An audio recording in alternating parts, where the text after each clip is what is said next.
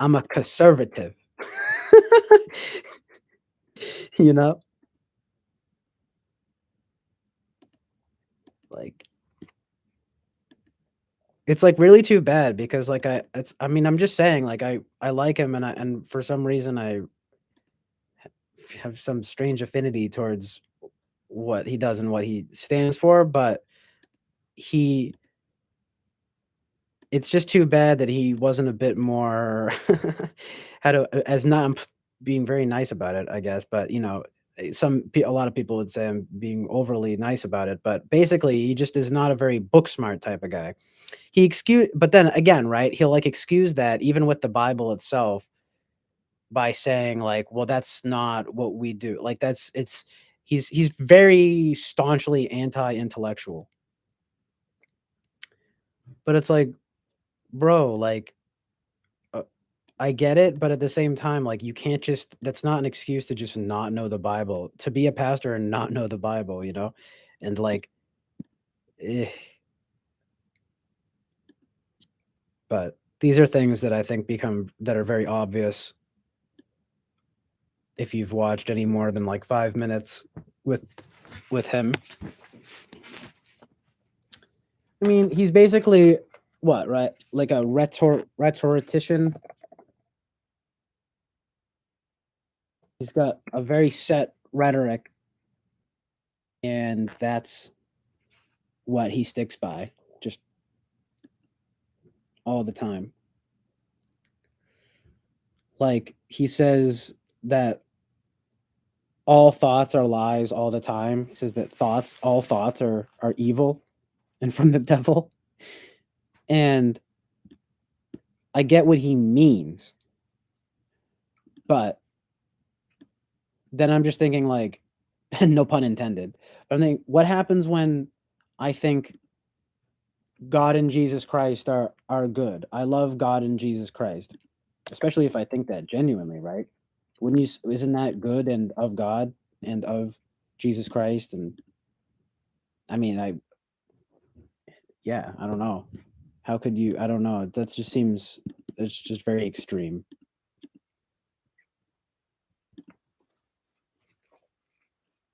No, still going. Yeah, Karen says if he has mommy issues, he definitely has issues with women in general. Yeah, like it's one thing if you want to say like the stuff, the certain like things about it, like, but it to say just flatly like not a single woman has love to give, not a single thought is good, like literally a mental thought. Everyone always jokes too, like thought, like THOT, like that hoe over there. Like speaking of women, right? Thoughts, but it's like he makes these leaps where I feel again like I'm like I have to decode what he means. Like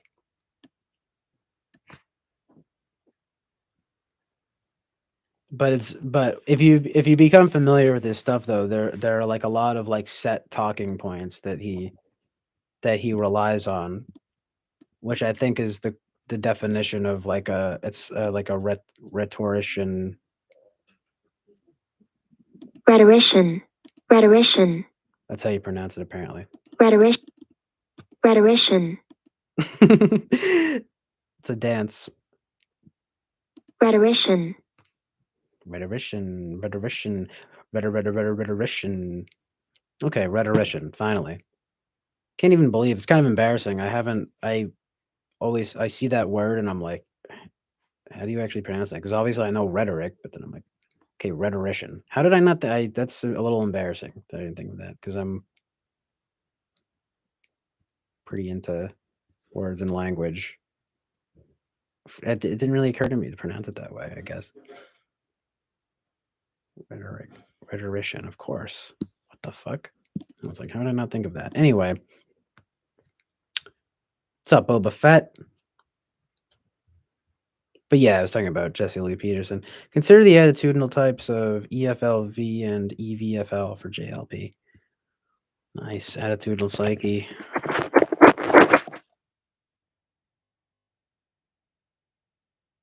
Retake that test. I've said it a million times. True. Someone had him type. I saw a thing recently a video typing Jesse Lee Peterson as ESEJ, which makes sense. I feel like it actually made me look back, like get back into his stuff. Again, he's very unique and interesting.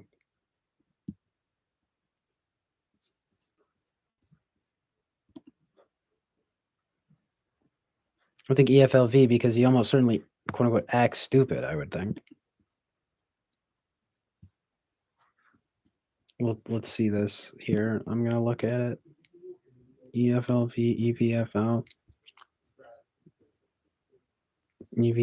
EVFL, okay.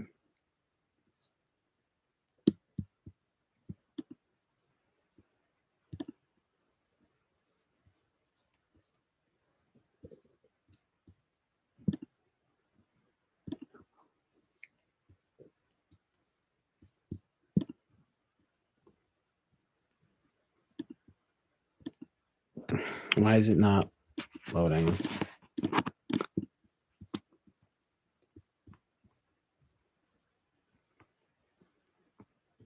Bruh. Okay, there's the enthusiast.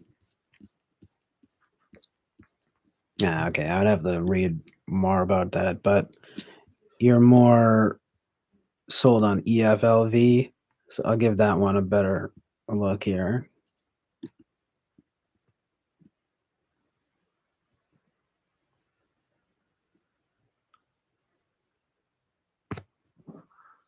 Well, he's definitely comedic.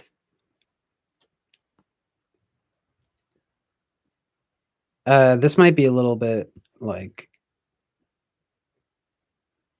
there is stuff here. Again, if I'm going to do it, I could see that.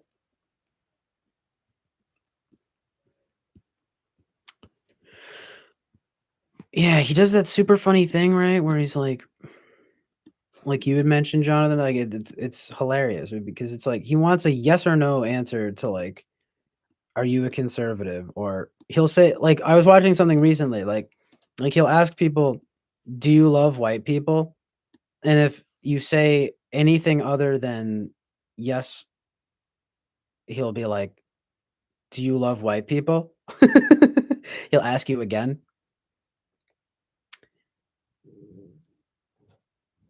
You know, like it's kind of like, and like any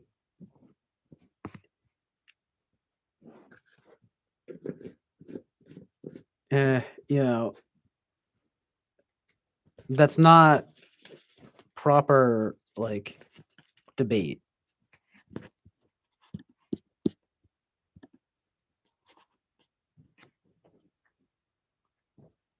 Like most normal people would say what a lot of people do, which is they say, well, you know, I love all people and I love, you know, people, I take people as they come and stuff like that.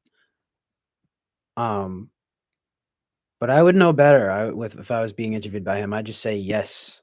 Because honestly, I don't have a problem saying that. I'd say I love white people, I love black people, I love Asian people, I love Indian people. So if he was going to ask me, do you love white people? I would just say yes.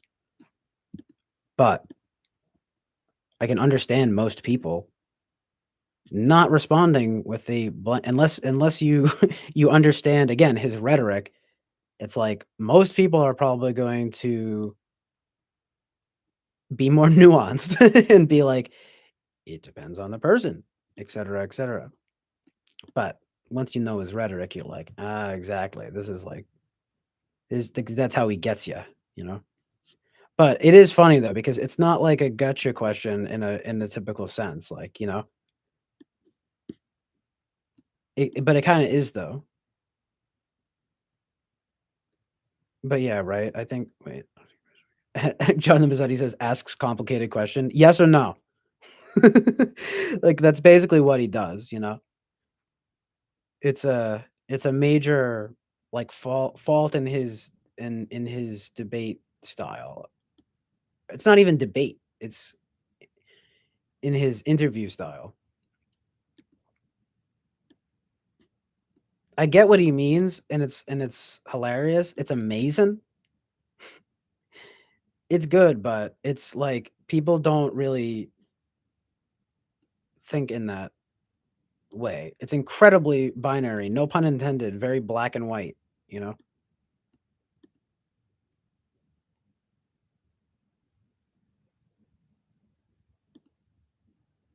Boba Fett says, just woke up still a bit groggy. It's just this interesting idea of being like, this guy Jesse Lee Peterson will ask people like loaded questions basically, where he'll be like, do you love white people? And then people will usually respond with some variant of, well, it depends on the person, or it's like, I love all people and stuff like that. And it's the point isn't to get that response. It's to for someone to say yes or no. So like I was just saying it's twofold. I'm comfortable I am familiar with JLP's like rhetoric, so I wouldn't give him a long convoluted response. But I also wouldn't have a problem with saying, yes, I love white people because I love all people. Like I would feel confident in saying that just because his point is basically something like, because that's what he'll do. If you say anything other than yes, he'll be like, so why do you hate white people? It's really funny. But some people get so mad at him, you know, and they'll leave, you know. I do think it's funny when people get so mad with him that they leave. Um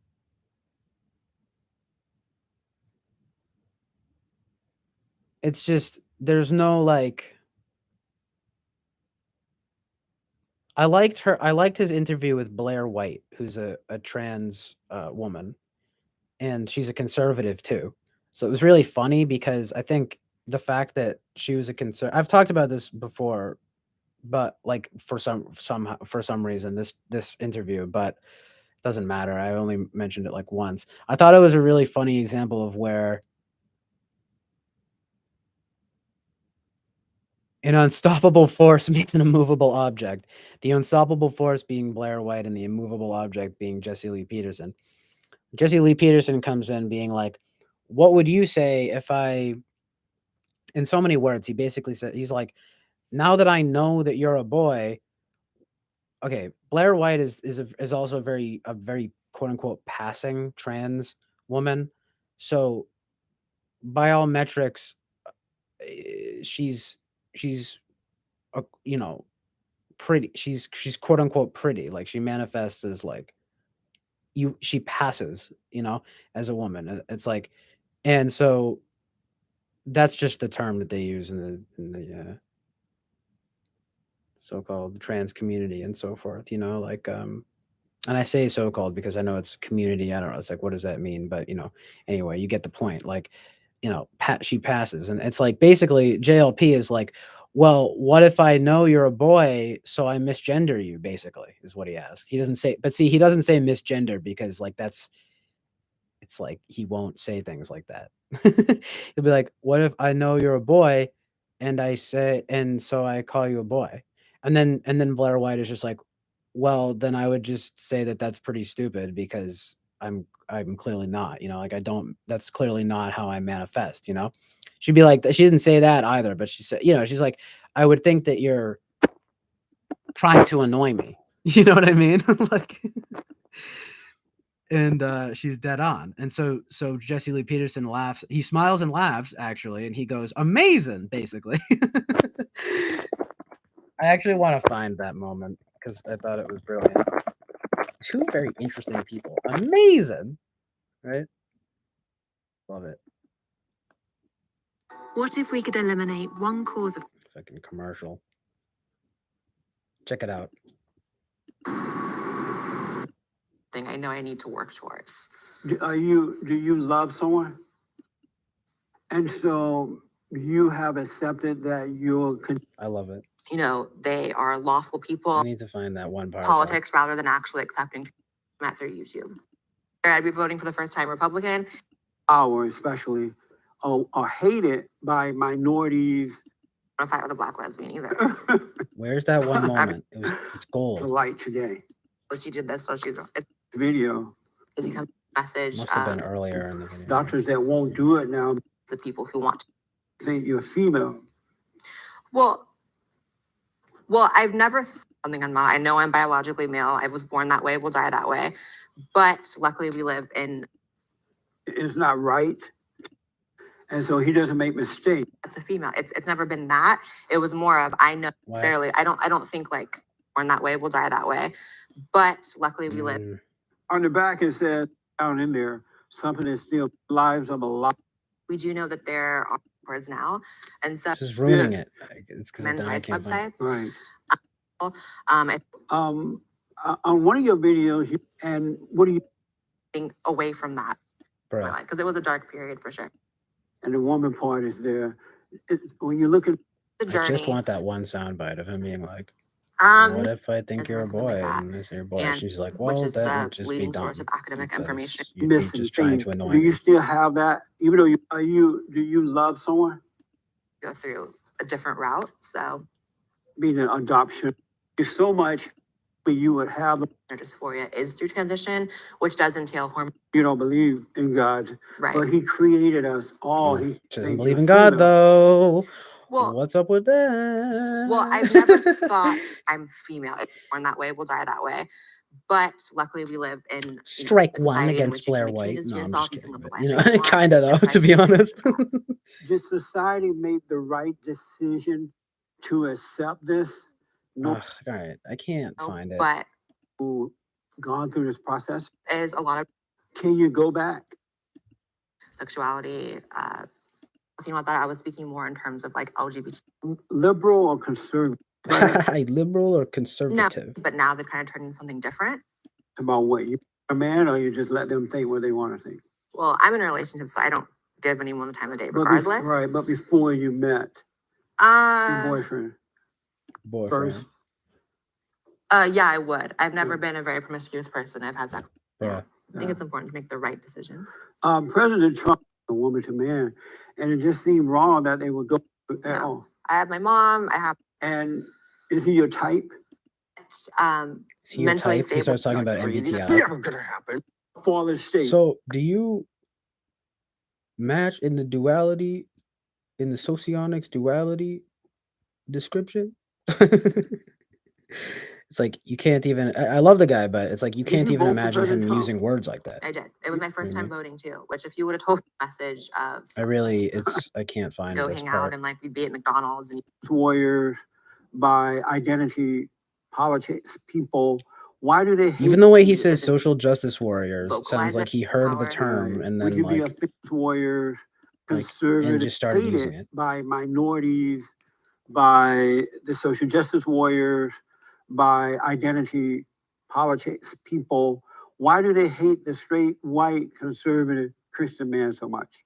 I think people in general all have biases and hatred to a certain extent. And that group happens to be kind of the easiest to vocalize it. You can't just walk around talking about how you hate Black people or how you hate gay people or how you know what I mean? Yeah, So people exactly. kind of expel Based. that energy where they can. Do you And then think- again, it's like the aspect of like, So blaming they people for actually kind problems, of get so along. Blame the person that you But I just thought that Would- one part was good because guys it's like around. Fan of Caitlyn? boyfriend, girlfriend? No. I just feel like that's like the right kind of way to do it. Mutual understanding. Like I if- align somewhat with. It's kinda like- Everyone's different. And you wouldn't want him to take forever, girl. They don't want teaching this to. Is this seriously like I really just scrolled through the whole fucking thing and couldn't find it. So whatever. I tried. I tried, you guys.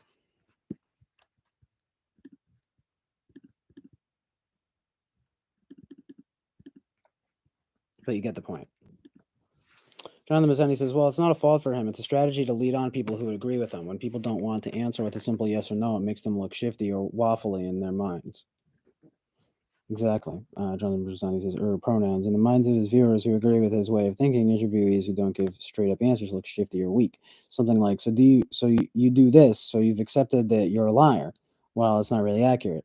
But you have, so you've accepted that you're a liar. Well, so you don't want to answer. Yeah, so like it's a lot of loaded questions.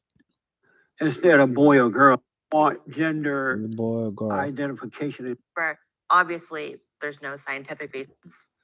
And in the past. 10 years, that's way drunk, drove, and killed them. Yeah, I'm not. What is love? I'm on a Like saying- mission Wow. to find this part I think she's legally Radical, evil, agitative because now it's pissing me off. organization that's built on black for your poor life. All this And call time. me he in front of everyone. Like offended by that instead of she Okay, there we go. offended. Check it out. I felt like the Clinton campaign was very. all around the border. Yes, I do. That's Basically, amazing. instead of getting up and storming out, this is how you respond to a Jesse Lee Peterson question. You know what I mean? Check it out. That is something else to me. That's cool. In the meetings, we were talking about if I were going to call you a he or a she, right? So we're going back and forth with that. Right. If I call you he, would you be offended by that instead of she? Offended is a strong word. Probably annoyed. You'd be annoyed. And why? Because it would just come across as very intentional, and not because it was natural. How about if in my mind I know that you're a boy, and so because you changed the body part, it didn't change my mind, and so just knowing Did or that didn't? did not. Okay. So in knowing that, I'm still calling you a boy, but it's not meant to be mean. Would you accept it then? Well, except in what way? Like, would we like go hang out and like we'd be at McDonald's and you'd call me he in front of everyone? Like, probably not that. No, I mean like doing this interview. Oh, I could stomach it. I don't care. Would you be offended? No, like I said, that's a strong word. I'd probably be annoyed. I would flip this table. Just kidding. I noticed that straight, white, conservative. That's it, basically. It's just like, no, I wouldn't be offended. I'd just be annoyed because she doesn't say it, but basically it's like, I'm clearly a passing trans woman, and you're not. If you're forgetting, it's not very easy to buy that he would be forgetting it. It would probably be on purpose, you know. It's like it would come across as intentional and annoying, you know. I think that's a very very logical and reasonable way to respond to something like that.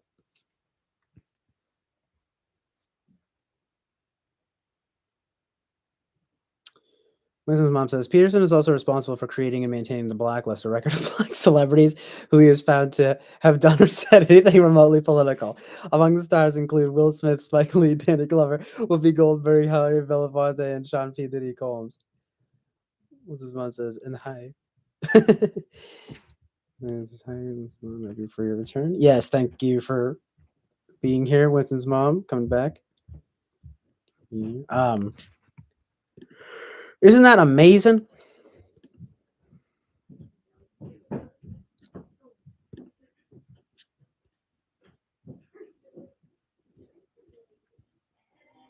It's like, what?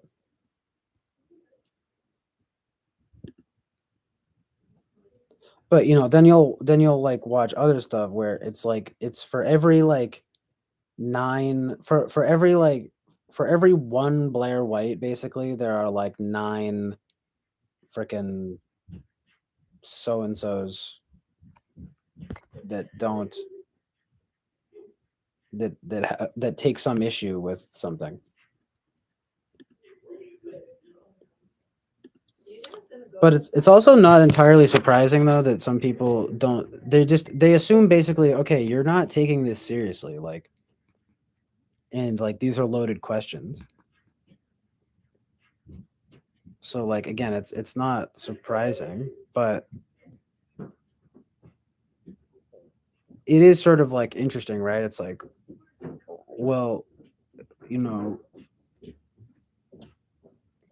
there's just this. There is always like truth in what he's getting at. It's just, in my opinion, it's just very like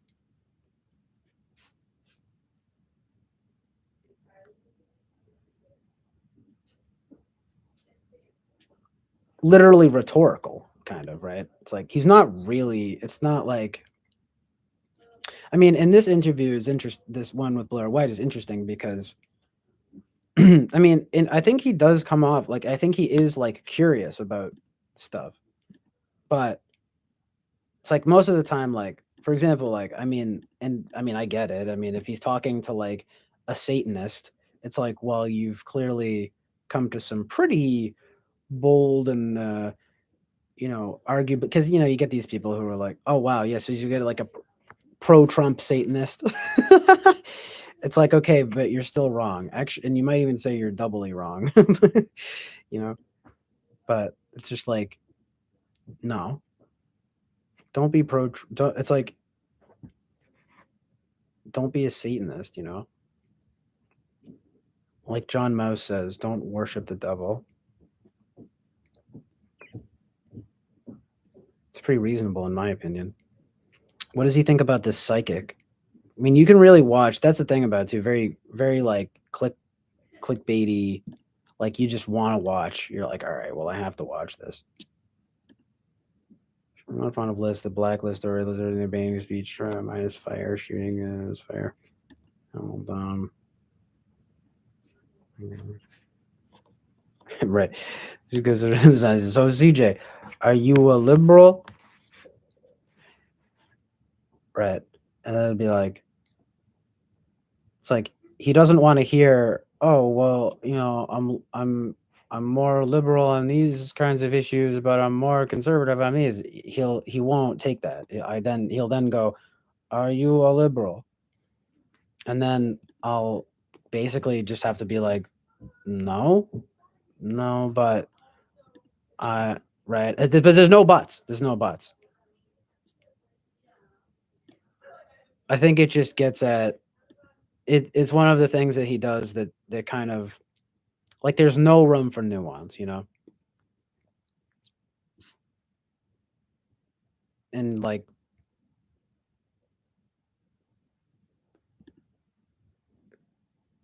yeah. So it gets at my wanting to like explain things further, kind of. But I told Jonathan this too. It's like, I don't know. I might say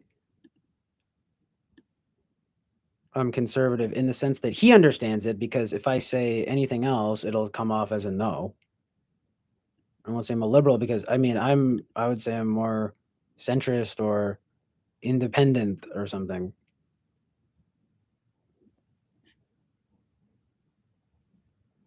But that'll just be taken as, fence sitter, right?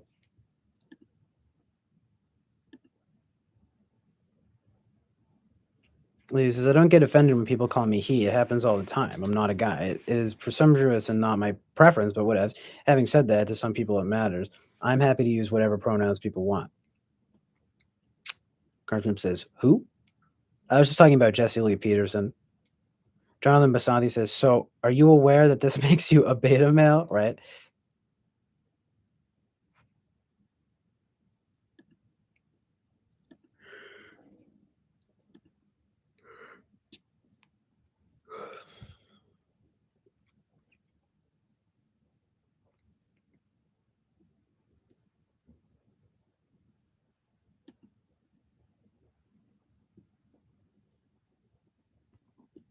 I think what would make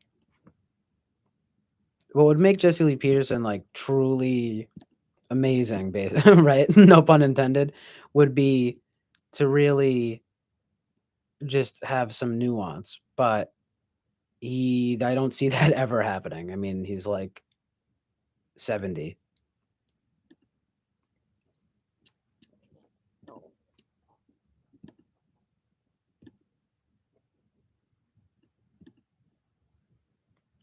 But basically, it's like in his mind, there is no such thing as like being a centrist or being independent. Like you are literally either a liberal or a conservative.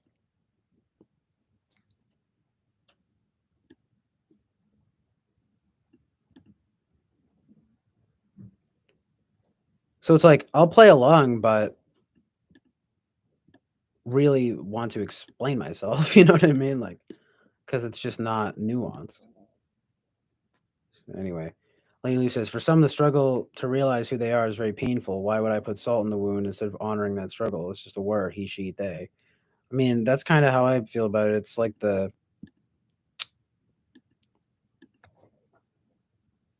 funny enough, I kind of related to like what Russell Brand said once, where he was like, he was actually talking to who else but Jordan Peterson, right? Another Peterson, hashtag based, and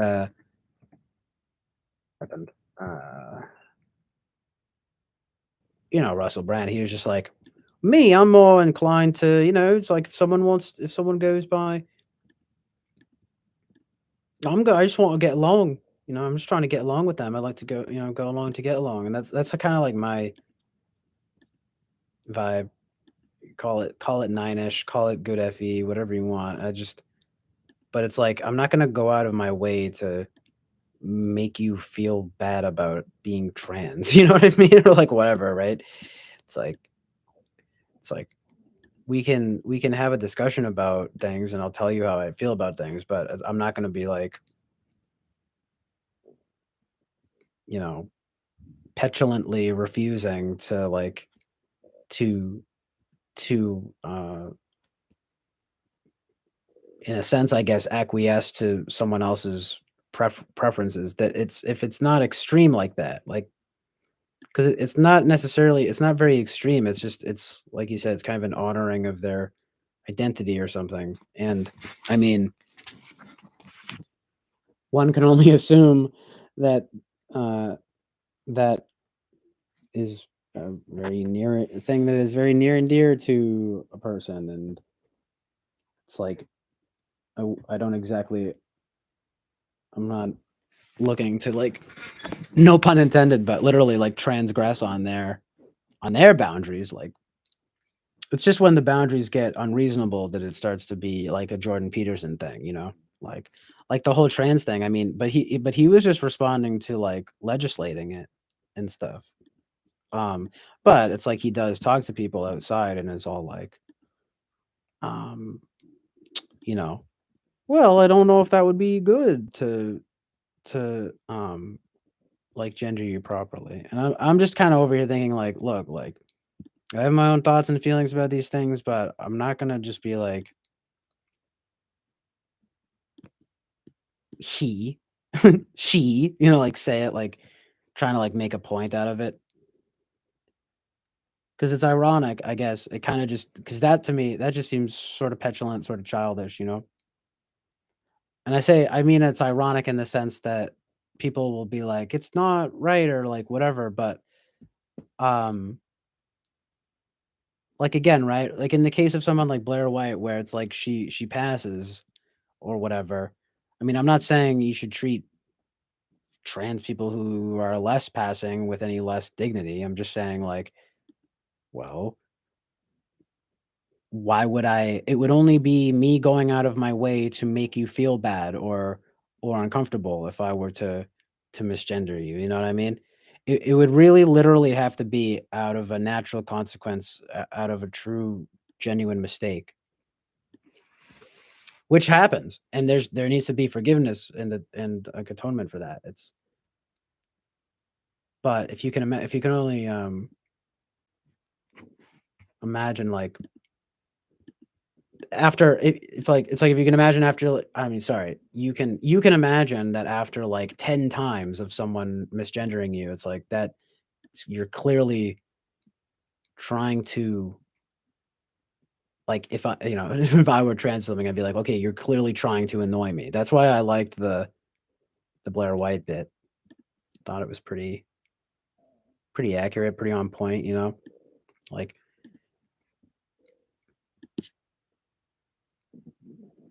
it's like at a point that becomes more aggressive and confrontational. It's like it's not just like, oops, sorry, like it's like, okay, I don't even look like a a boy per se. You know, this person has done a lot of like she's gotten a lot of work done. It's like there's a lot of effort that's gone into this, and it's it's like and it shows. That's why she's quote unquote passing. So it just comes off as much more intentional if you're gonna mess that up, you know. It's like you're probably doing that on purpose, you know what I mean? Like just to say like I don't agree with it or like I refuse to whatever. It's like at a certain point it's probably just easier to just respect what people identify as, you know what I mean? I guess I'm a libtard. Nah, but you know what I mean. Anyway, when's his mom? Us against them, is that Christian law? Well, right. It's not a super Christian mindset. I mean, that's the thing about Jesse Lee Peterson though. Like he doesn't even know stuff from the Bible and stuff. Like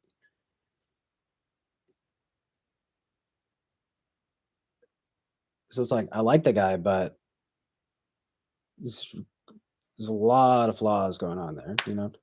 But Matilla Hunty was talking. Mrs. Mom says Matilla Hunty was talking base today. I'm still not sure what you Zoomers mean by that exactly. I feel it's like I'm missing nuances.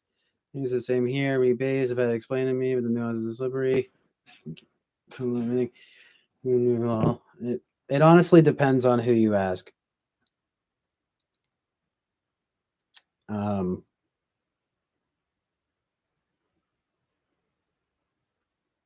When I say something's based, I see it more as like amazing truth and reality. Not necessarily adhering to one or any specific dogma, but it is generally speaking of a more Christian conservative mindset. But where that comes from is this idea of them being quote unquote unpopular truths. So if someone is to say there are only two genders, some response would be based. That's based of you to say. But I tend to use the word fairly loosely. And mind you, it actually comes from a rapper and a sort of an outsider rapper named Lil B. The term based. So when I say based, I'm referring to essentially unpopular truths. Truths that are usually unpopular. So if it happens to be conservative Christian, it happens to be conservative Christian, you know?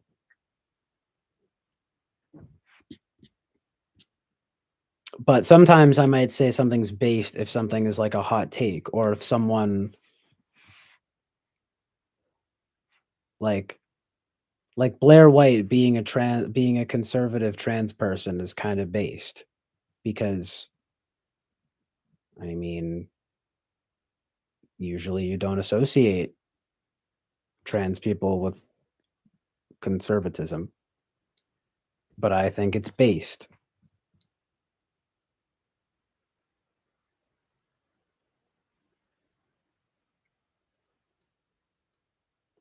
But some might say no, it's not based because she's trans, you know? To which I would say, well, whatever. She's conservative though. So that's based. And also, I'm using the term fairly loosely. Jonathan Bassanti says, based is something like a status which is obtained by having a confident and uncompromising viewpoint. The more absurd or extreme the position, the more based. That's true too. Like if you say like, like, Saturn isn't real. You just be like, that's based, you know? Saturn's pretty fucked up though, right? Space is fake. The dinosaurs are fake. That's pretty based, you know? I wonder if based also comes from like based in reality. Like it's truth and reality. You know what I mean? When his mom says the devil is not real, is that based? No, not really. It's more based to say the devil is real and I choose the opposite. I choose God. I choose God in Jesus Christ. You know what I mean? That's based. It's actually very not based to say that the devil is not real. No offense. I don't know if you're saying that, but like it's a lot of people say that, you know. Kind of depends on your viewpoint though. I mean, I guess there are a lot of people that grow up being told that the devil is real and that it's like maybe it would seem quote unquote based from the perspective of someone that has had it, you know, beaten down if they've been uh if like if that was the first time they'd ever heard someone say that the devil's not real. But to me and quite frankly, I think most people it's not based because many people say that. You know what I mean?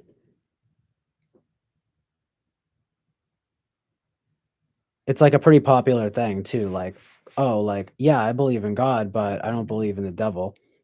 It's like, why would you not believe in the opposite of it? You know what I mean?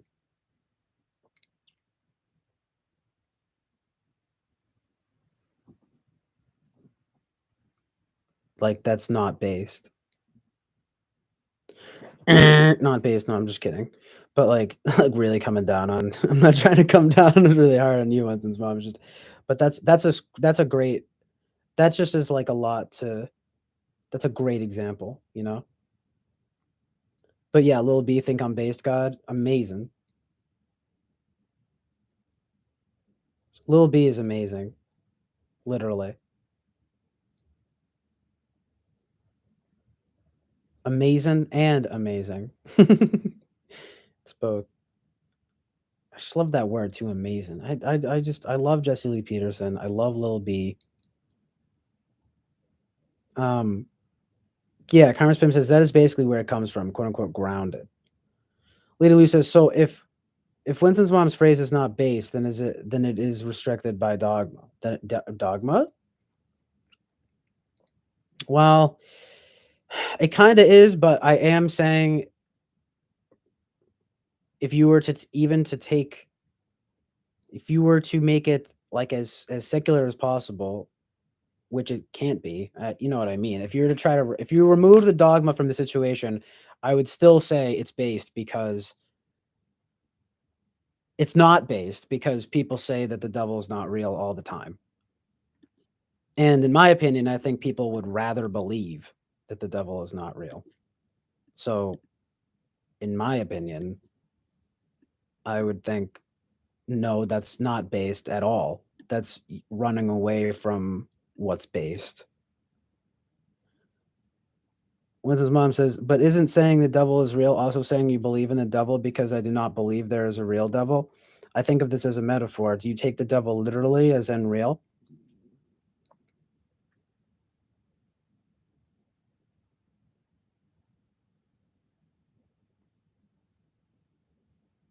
Um, I'm pretty basic and simple about it. I think God equals good and devil equals evil. And I do think that you could take it metaphorically or you could take it literally. I don't know if there's a third option, but I might be that. I think it's both, you know? I mean, kinda, right? But in a way, I do think that they are literal, that they represent like me personally, I do think that they probably are literal in a sense that they are like forces of energy or something like that. So it's not like when you say like if someone's like screaming with anger, you don't say, "Oh yeah, that's God coming through them." It's like, no, that's the devil coming through them. I mean, but anger, but also I guess you could say, well, there's a righteous anger, there's preacher type anger, but I would say that's not really real anger.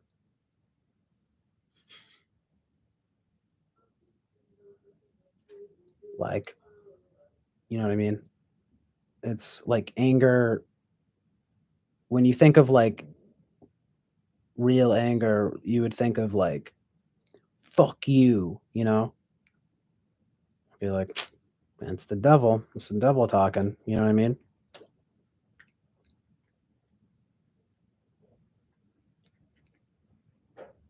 Like, yeah.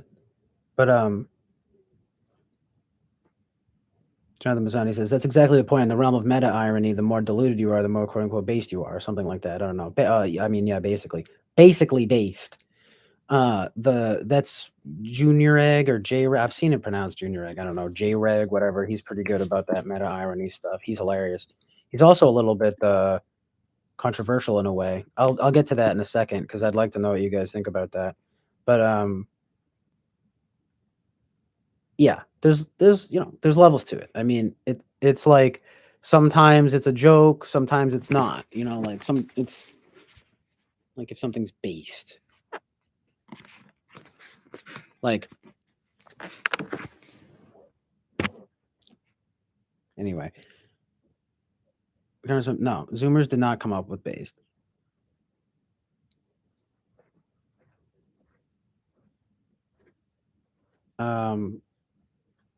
The wrath of God. Wait. Okay.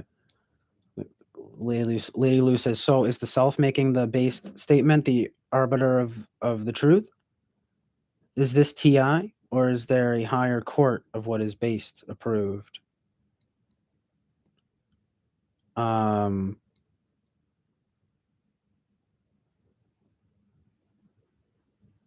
don't know. I feel like you guys are all thinking way too deeply about this.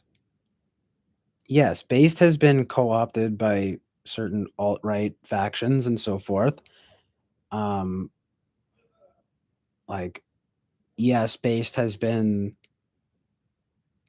has tended to be used as as things that tend to stem from more conservative Christian viewpoints.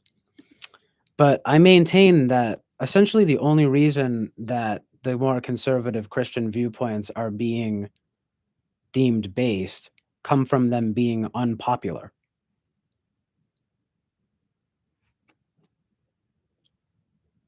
And depending on what you believe, you know, I would say unpopular truths, because it's like, it's not exactly cool to be these days, you know, to be a conservative Christian, you know? I mean, I think you guys know how I feel about that though. Like, I don't know. Do you guys not look around? Do you not turn on the TV ever? You know? It's like, I'm sorry, but that's what I think. That's a big part of what makes it based. Like if we woke up tomorrow and it was all American flags all over the TV and crosses and whatever, and a strict adherence to these dogmas, well then I would say, I don't know, would they cease to be based then? I mean, not in the sense that like it depends on how you're being applied, but how it's being applied. But I would say that if these were things that were popular, they would in a sense become less based. To me at least, I don't know. Because then it would be less,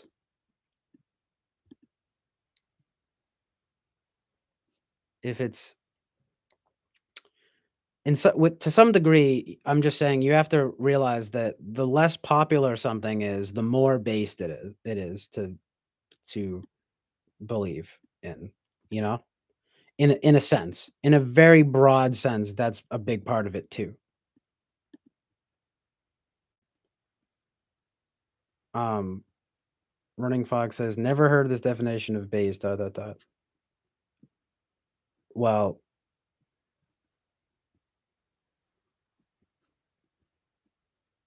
what else? What have you heard, Running Fox?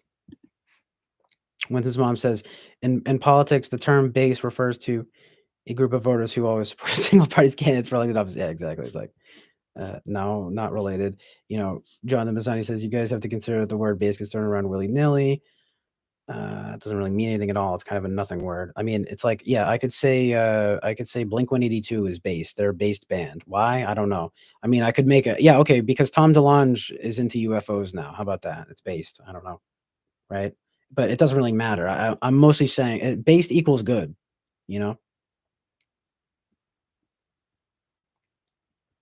like unpopular, good, niche. It means, you know, niche, whatever, however you want to pronounce it. People, it's a combination of these factors, you know. Like when Lil B literally came up with the term based, he was just saying like based. That's cool. That's another way of saying it. If something's cool, it's based. You know, very based. You know, it's like very based. I like it. But you know, Jonathan is right. I mean, the true value of the word, I guess, or the true meaning of the word winds up getting diluted in its broad applicability. But I think I've done a pretty good job of explaining it. You know what I mean? So anyway, yeah, it's a combination of something unpopular, something niche, something good, and something cool.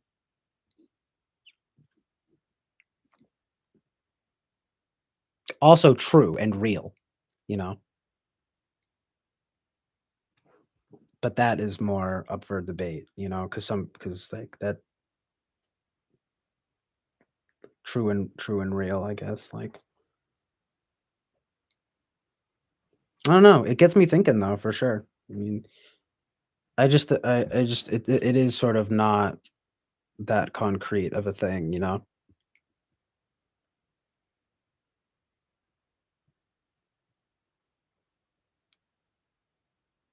Rebel.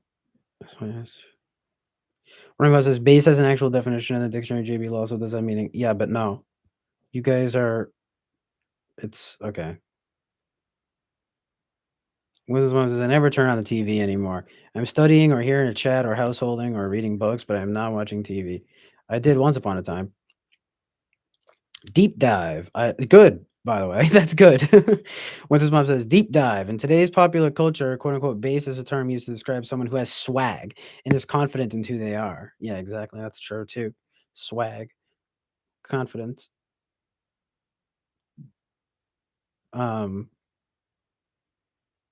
The term was appropriated by the alt-right in support of right-wing conservatives in social media forums.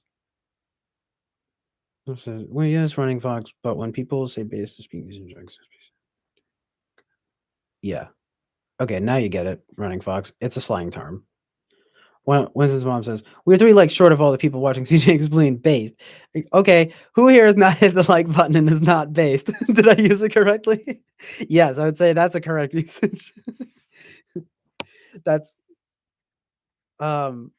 it's not, and it's not just more in my it seems to me that it's not just more correct because I like it or whatever, but it's because you would say in a more general sense, like if you agree with me, then it's based. So I don't know. If you like it, it's based. Like that's closer to that's closer to what it means, you know? Yeah, nothing to do with people like it. Sweet. I'm all caught up with the chat. Based. You know, it can be very loose.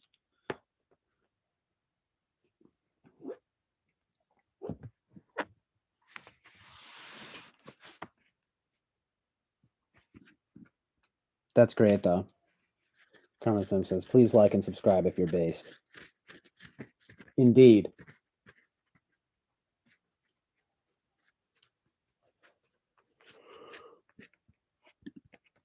Why?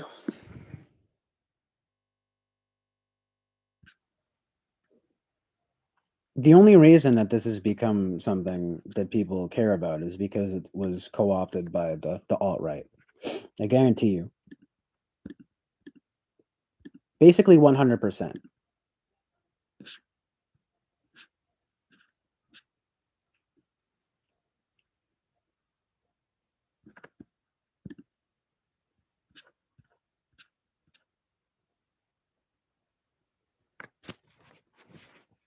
Here's a good definition, or two good definitions on Wiktionary.org. Adjective, based. 1. Slang of a person, not caring what others think about one's personality, style, or behavior, focused on maintaining individuality. Exactly. 2. Internet slang, originally 4chan, praiseworthy and admirable, often through exhibiting independence and security. But indeed, it has been, you know, there's been a lot of confusion based on what exactly based on what is based. I'd like to imagine Obama talking about what's based. It's not very based. If you were to ask me, in the words of Lil B, the based god, it's not very based.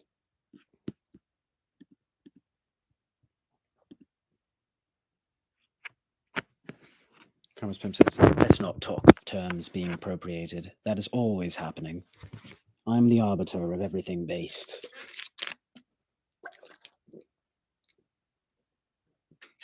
Oh.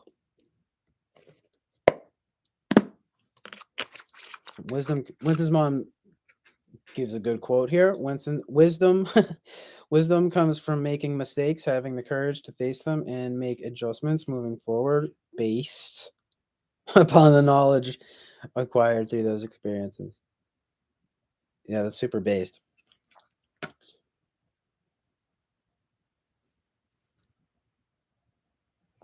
Ugh.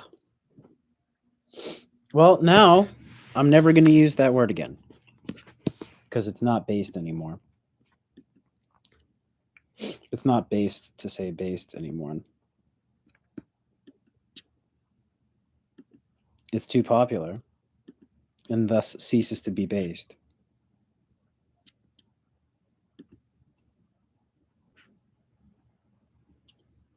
Translations, not caring what others think about oneself.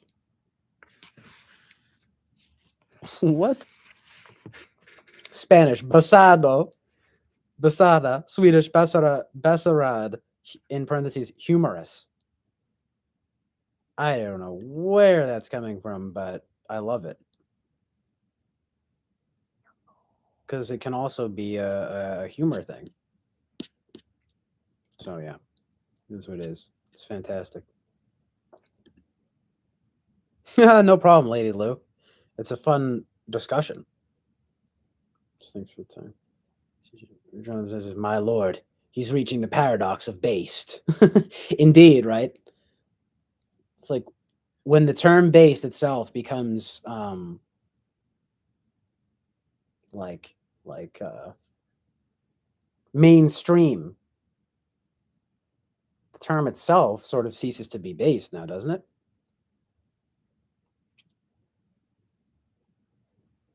Winston's mom, like the thing. I'm never going to use that word again because it's not based anymore.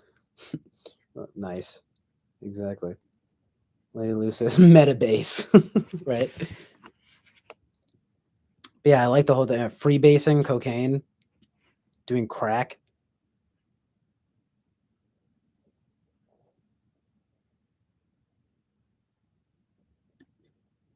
Is that what Lil B really meant?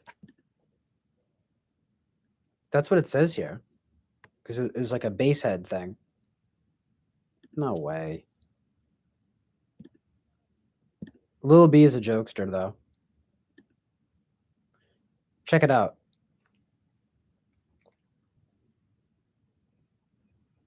On Lil B Wikipedia, it says he describes his work as quote unquote based, a term which denotes a lifestyle of positivity and tolerance.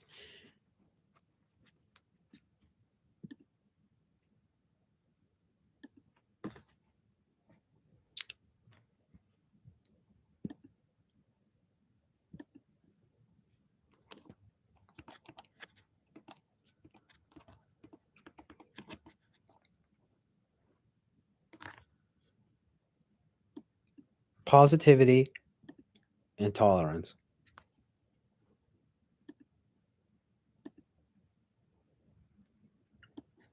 So Lil B will tell you that accepting trans people is based.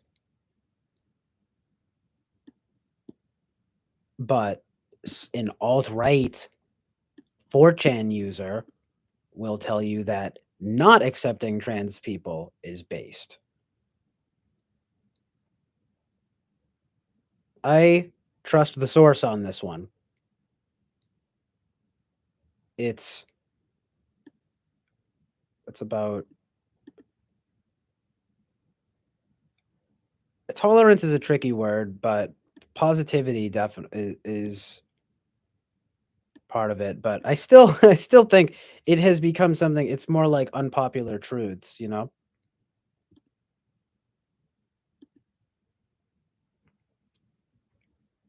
Is the moment will I make it cool again? Fuck me, what to do? Wait, hold on. Yeah, exactly. Base just jumped the shark. Being based ceased to be based because it's not cool to be based anymore. Star-bellied sneeches are no longer cool. Using is based. Then what would it make? Make it cool again? Fuck me, what to do? Who was right, TJ?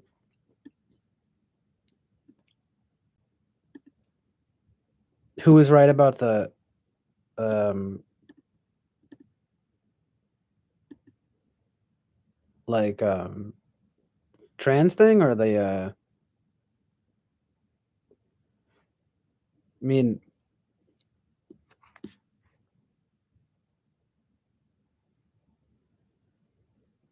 like who yeah like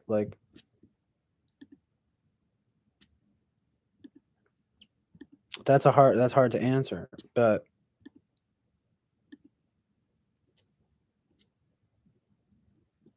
I don't think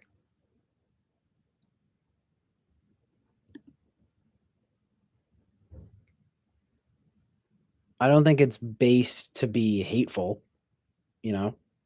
Put it that way.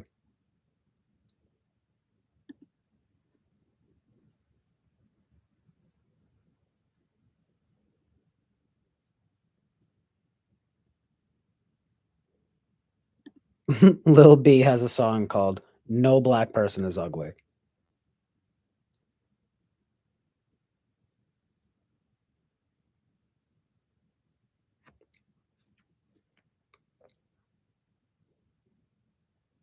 So good. Better than Kendrick Lamar. That's insane though, someone comparing it to Kendrick. Treats self-love as a radical panacea for the moment. Like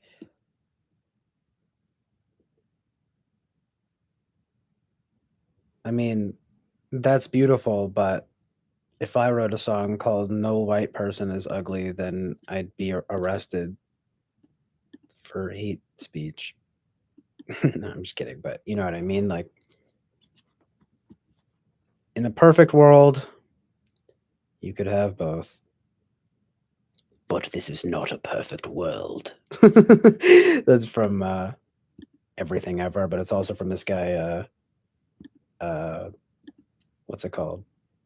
Justin Kuritzkis. He does these really funny like videos where he just does characters with the photo booth function. He's like, in a perfect world, people like men like me wouldn't exist, but this is not a perfect world. Yeah, the base trans thing, I ain't answering that one.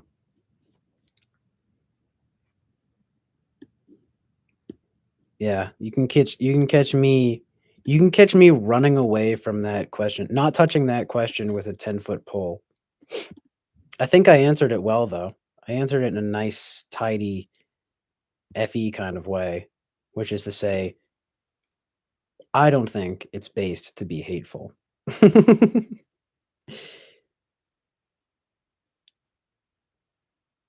Anything that comes from a place of love and goodness is based.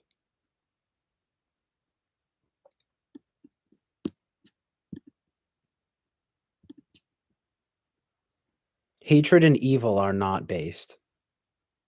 Love and good are based.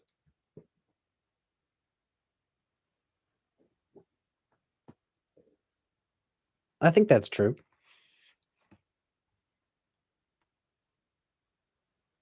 His mom says, I understand neither am I, lol. However, because I am not, I have a moral responsibility here on this earth in this here and now. Oh, you guys are talking about how you're about religion. Looks like we've got some heathens here. I'm just kidding.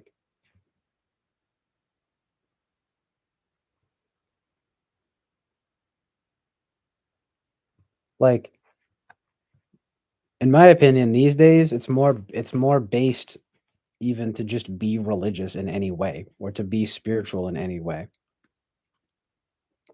That's how bad. That's how like secular and atheist things have become, you know? If not at worst satanic. So I tend to be of the persuasion where of the idea that religion in general is based. But these days, seems like Christianity is the most based because you're not allowed to talk about it. Nah, but you know what I mean. No one ever denies. I feel like it's the church. It's all the church's fault.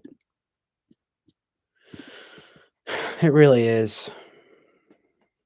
And I don't want to get into it any more than that.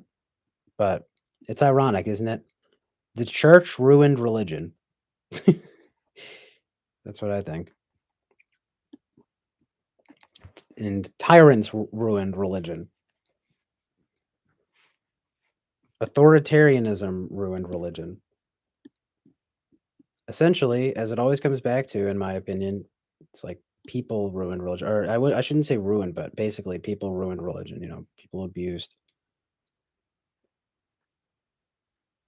Abused is a better word, you know. 'Cause you can abuse it. Doesn't make it bad.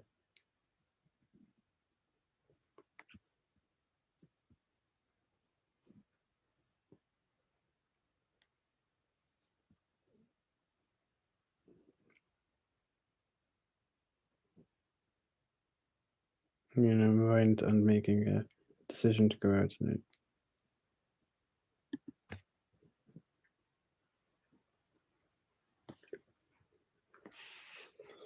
That's not very based, Lady Lou.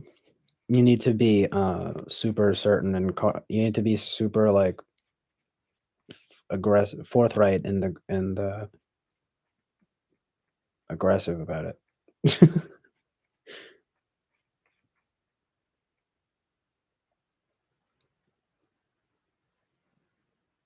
Both based, baked, and not based. But yeah, I know what you mean. It wasn't even a question for me tonight. I am comfy, cozy inside, hanging out on the Saturday night with the gang, with the squad. And I'd really rather be no place else. Except a fucking club in Amsterdam with strippers and drugs. Maybe I'd do that. It's not very based though. You know what I mean?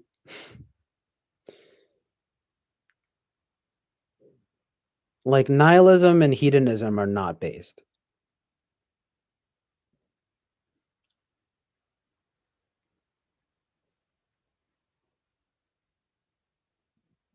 It's Thomas Mars based. Thomas because I always go, how do you pronounce his last name? Thomas. Just heard it and I was like, oh, I've been saying it wrong, so I don't want to say it wrong again.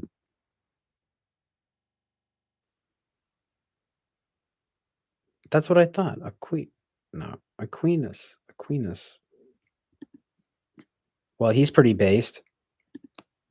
Anyway, I need to know. I need to learn more about him. But you know, with a cursory knowledge of him, I would say he's pretty based.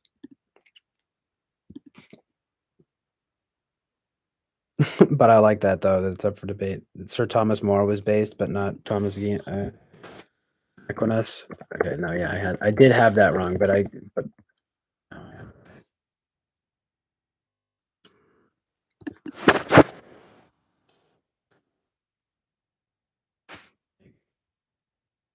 nice.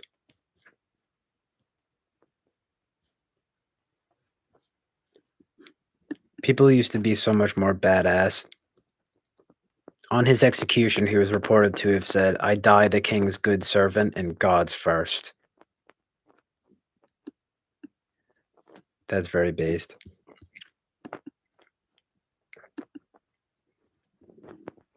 Imagine anyone saying something like that now.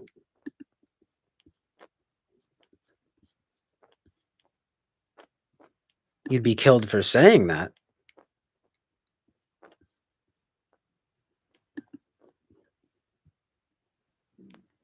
Here's what would be based. Create a word you use whenever you would use based that has a totally different meaning and makes no sense whatsoever. Yes, it is. Splonger. That's right, splonga. You're gonna go to the club. War makes people want to dance and horny.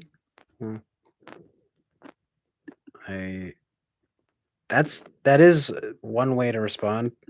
Two ways to respond. You could use Rowan's the thinker. He sits and thinks on a base over in sky. Okay.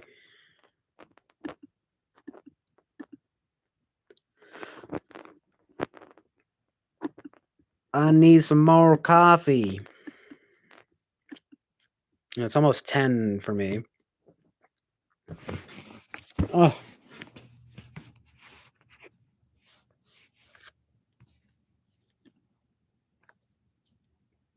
What is and not based?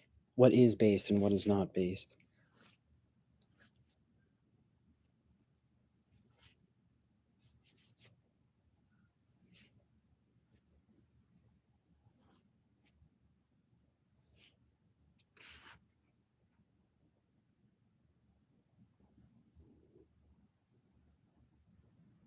Say I like a Brit every time?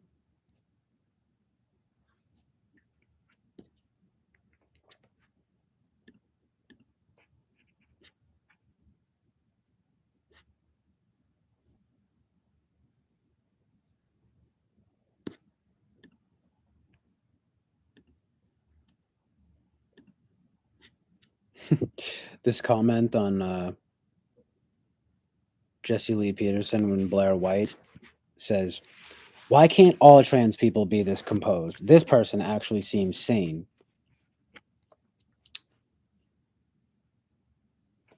And I'm just thinking, like, it's not necessarily about, I mean, it is about that, but it's not. It's like people, it doesn't have to be, if you removed trans from that sentence, it would still be accurate. You know what I mean? Why can't all people be this composed? This person actually seems sane. Most people are not composed and not sane.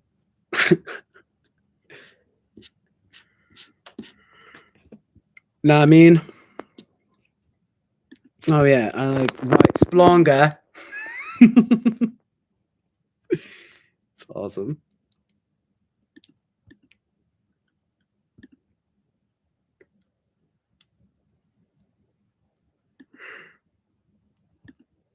All right. I gotta get a coffee. Jesse Lee Peterson always does this funny thing where he'll be like, I gotta take a break. I'll be right back. But yeah, I will. I gotta take a break. I'll be right back.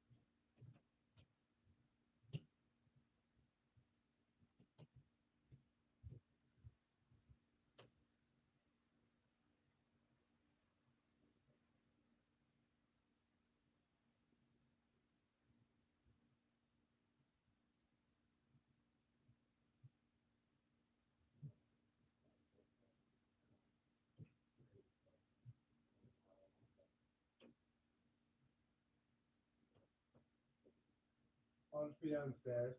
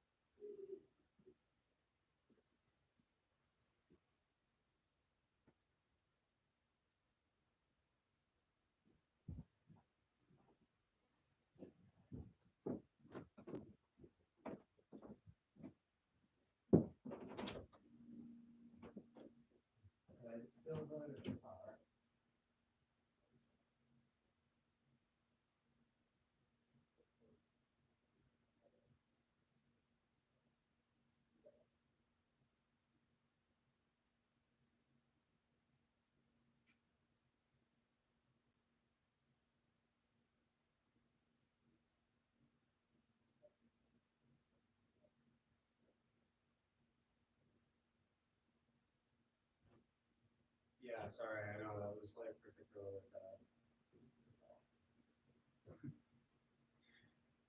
I'm sorry, huh? To be honest, I don't even really know how or why I did that. But, I'm sorry, that I really shouldn't have talked about it, because that was like, I even thought to myself, like, wow. But I don't even know how it got there.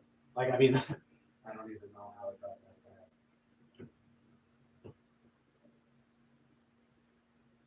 I think it was mostly, I think I was just like streaming a lot and then just like, I just like, I don't know, somehow it just got like spread around a lot. Moving stuff around and moving around. Sorry, but yeah, it won't get that messy. That was particularly messy. But, huh? It just went messy, yeah. No, that was just like messy. No, yeah, I'm not. It won't be messy, let alone not messy again. I'll just be downstairs.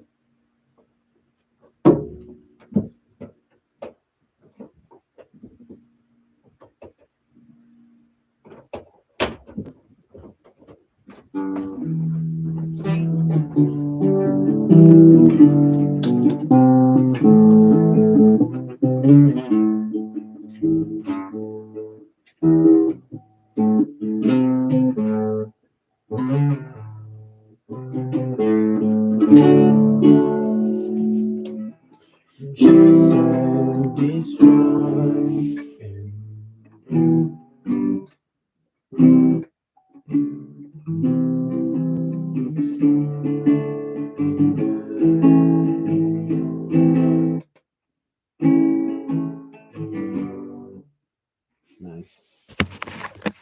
What's up? Oh shit.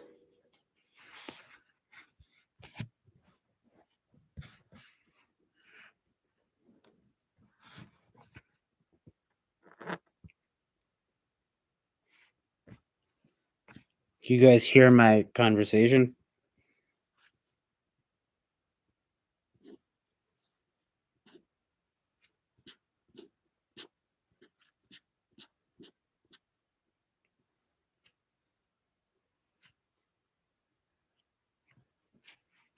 I was talking to my dad about it was really messy down here.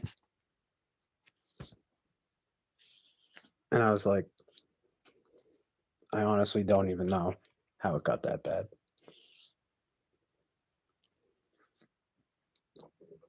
Well, just the other day or night or something.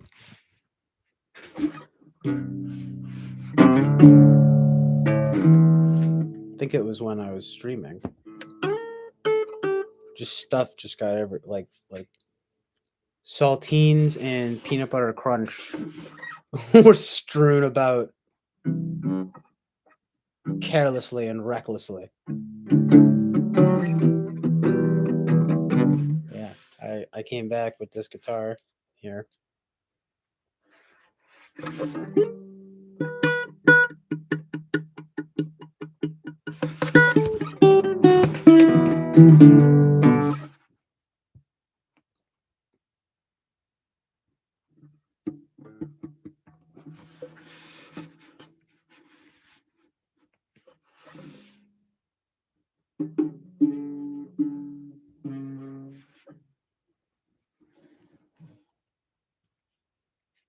Pineapple Fanta with some pineapple juice and some pineapple mimosa marijuana strain. I'm the biggest fan of pineapple.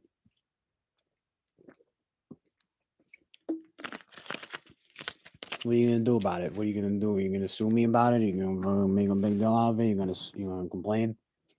I don't like complainers. Okay.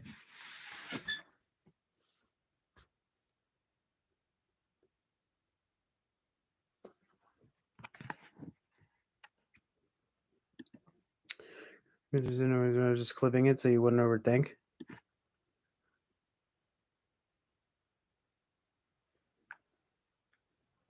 Clipping it meaning will make me not overthink it. Too late. I'm just kidding. Why would clipping it make me not overthink it? You know what I mean?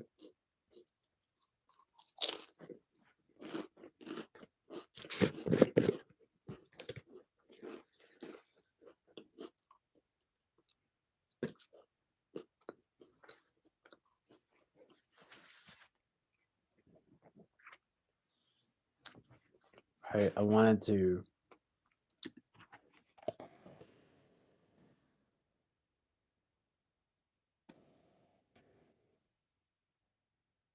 do a song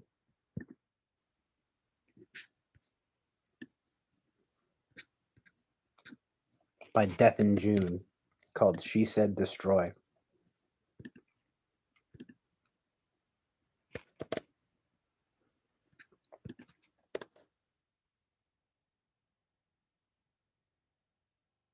Crazy lyrics though.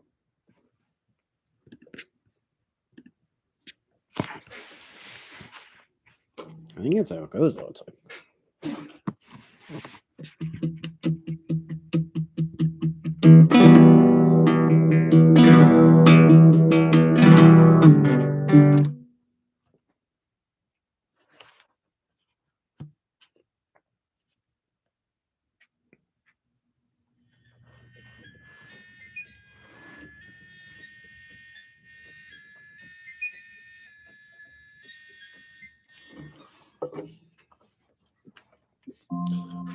Ready to pair.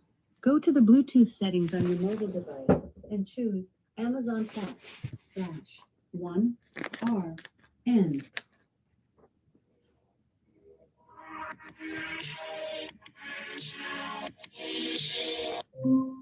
Connected to Bluetooth.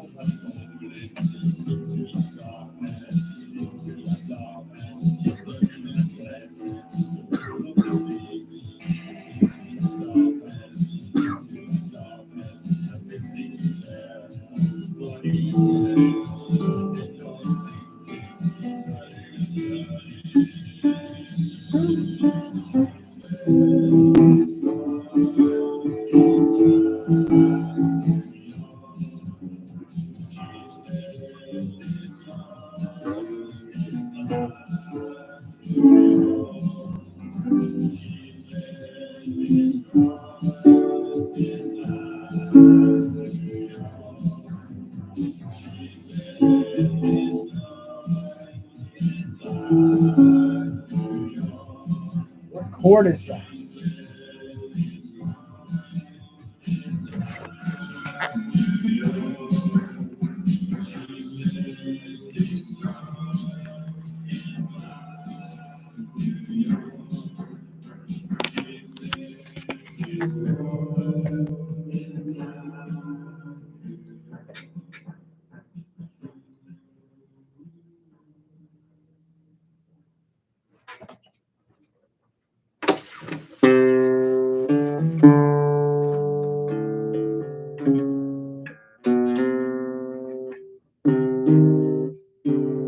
It's a chord I can't.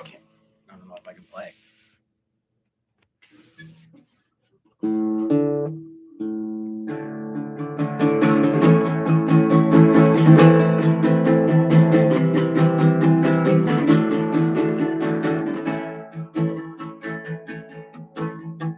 Into the darkness.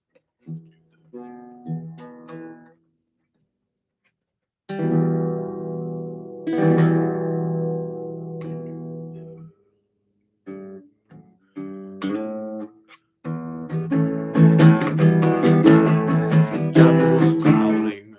So good. Nice. Kami9 knows what's up. Kami9 knows what's up. Do you? Into the dark. Into the dark. Oh, fuck me. Darkness. Into the darkness. Like jackals prowl. I thought it was prowling. Like jackals howling. Try to do my best Douglas Pierce. Like jackals. Jackals. What the fuck?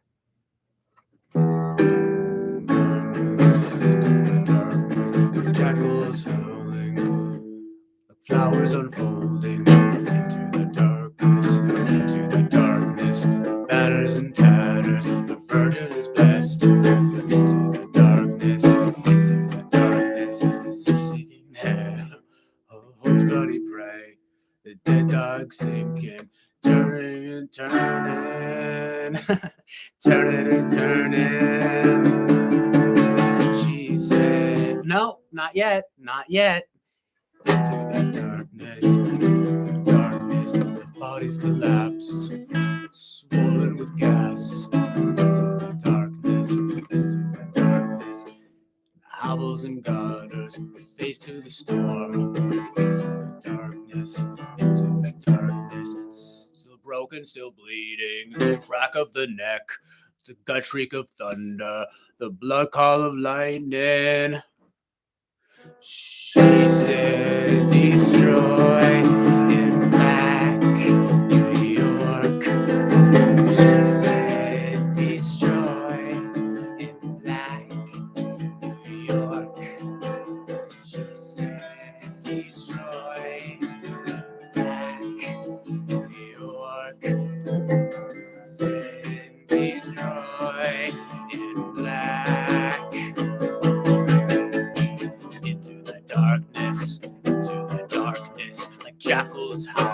unfolding, flowers unfolding into that darkness, into that darkness. The virgin is blessed, the call of the beast, into that darkness, as if seeking their hope's bloody prey. The dead dog sinking, turning and turning. She said, destroy in Black York. She said, destroy in Black York. She said, destroy in Black York. She said, destroy in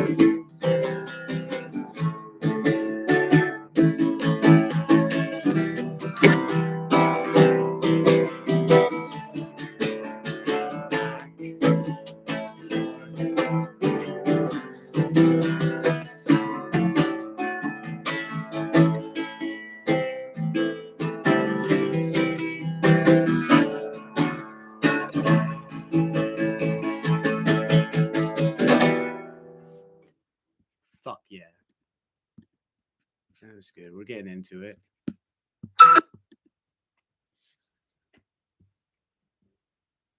Jackals howling. Nada's great album. I haven't listened to the whole thing. Feel like it feels like kind of a mixed bag.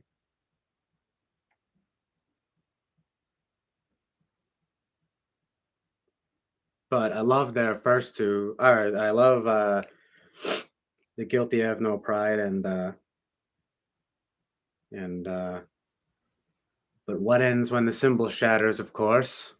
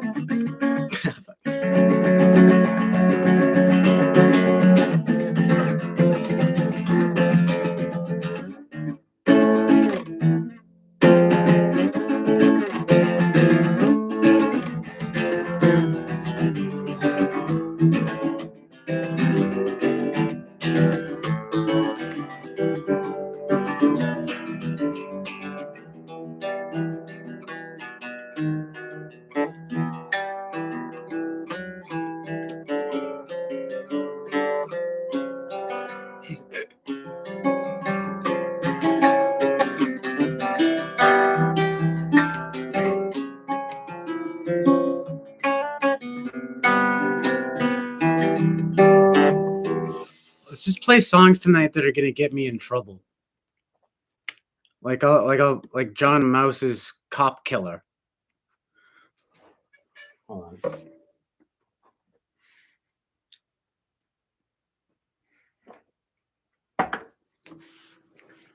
It's just like I want to play John Mouse, but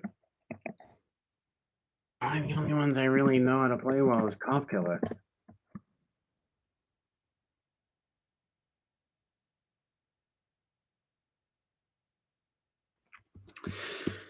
The MDE skit with Cop Killer is unbelievable.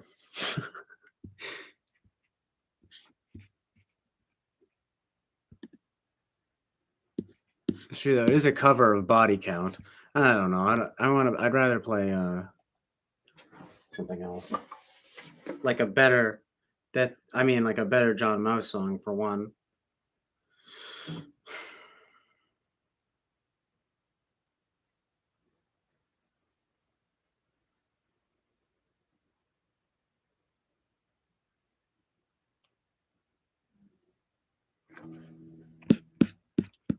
Turning. Nice, KME9. I wondered if you might know John Mouse. John Mouse is one of my favorite people of all time.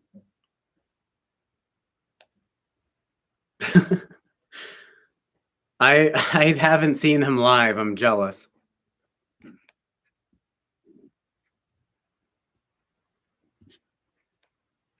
Yeah. We must become the pitiless censors of ourselves. Probably one of my favorite albums of all time. Like, so fucking good. Can I play Bennington? That's the one I've been wanting to like really learn. 'Cause I still love the girl from Bennington, even though I've never seen her eyes. I love those fucking eyes.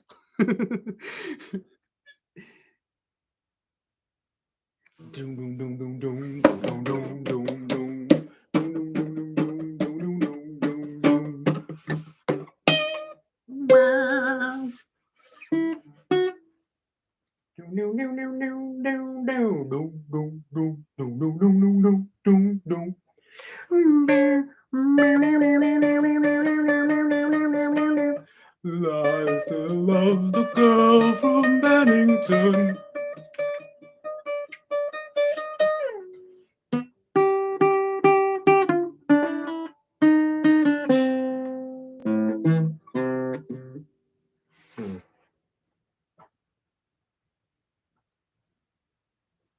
One 100% I have that one. Like I can't find like capo here. Doom doom doom doom doom doom doom doom doom.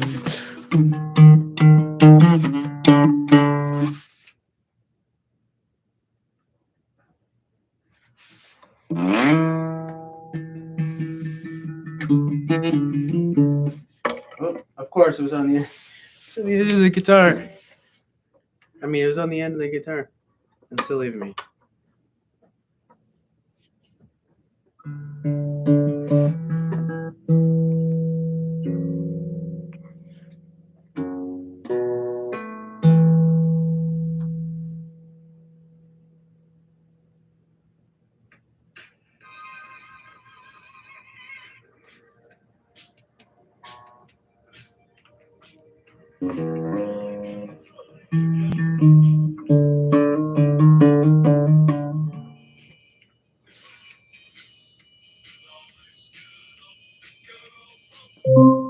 Connected to Bluetooth.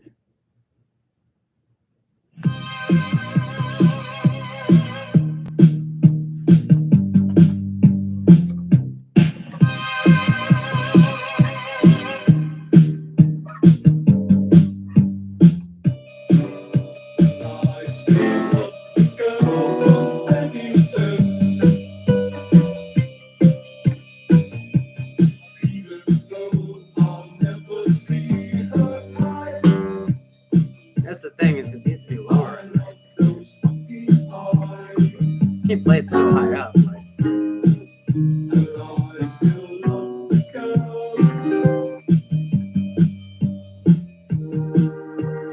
Time and time again, I see her in my dreams.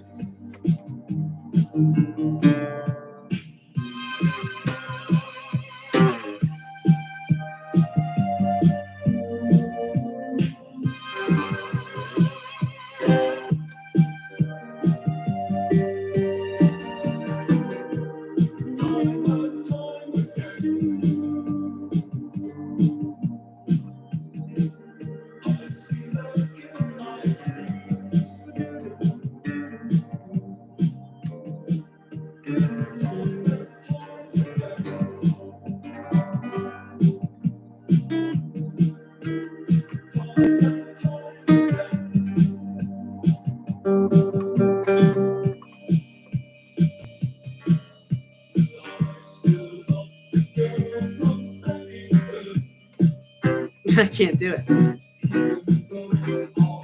Okay, there we go.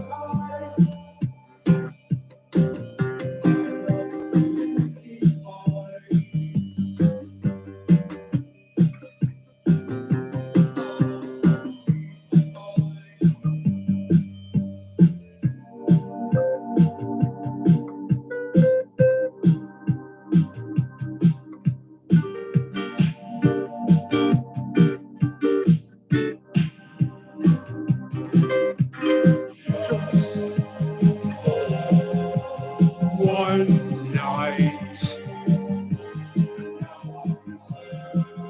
My whole life.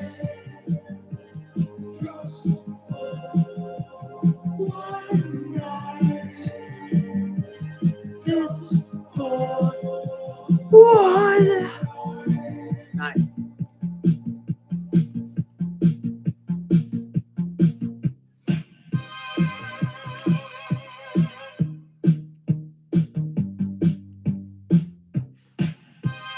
I always thought he just said one and then that was it for some reason. No, it's just that it stays on that chord. It's like one night, but then it rings out and then it finally ends. His songs are like deceptively complex. Like, I mean, that song, it's not wicked. It's not very difficult, but it's like, I mean, even in his pop tracks, like it's like, you can tell he's so inspired by like classical and like gothic classical and stuff like that. My whole life. I can't even like.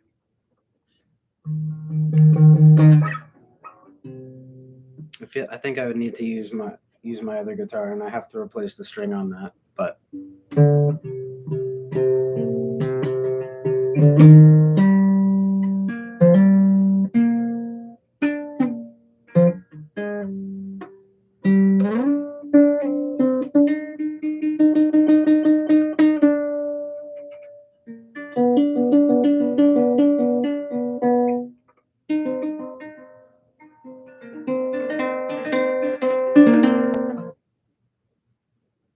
just for one night.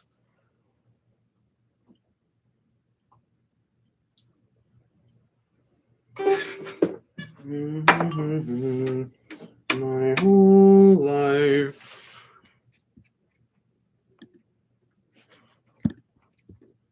He's a philosopher, he's a musician, he's everything.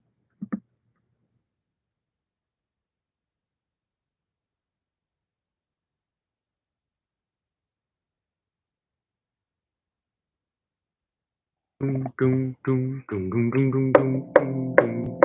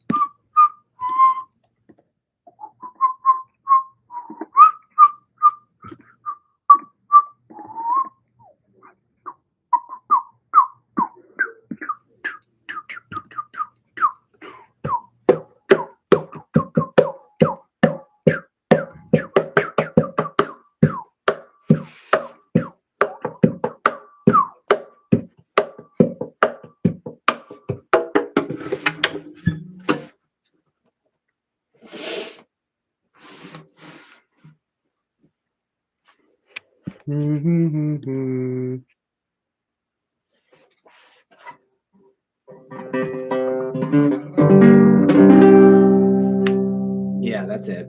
That's fucking it right there. Will I still love the girl from Bennington? That's closer anyway. Well,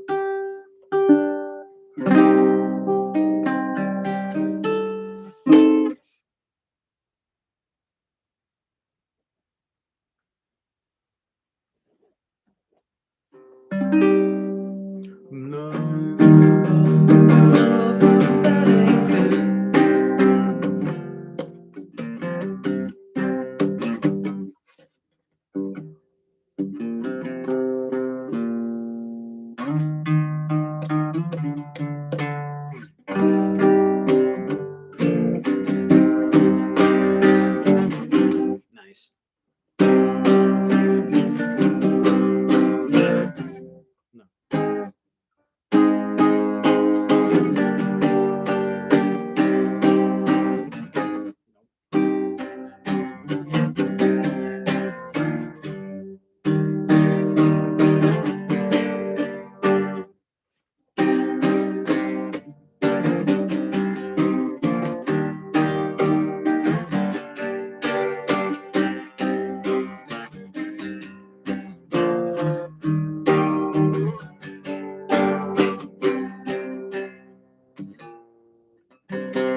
Well, I still love the girl from Bennington.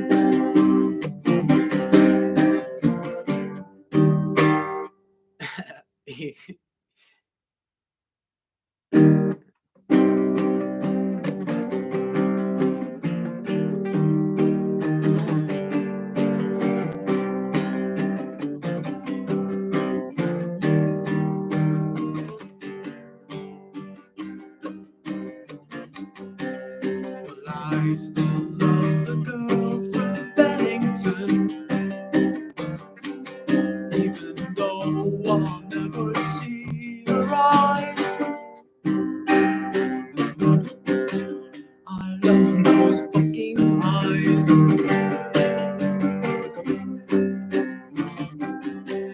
But I still love the girl, time and time again. I see her in my dreams.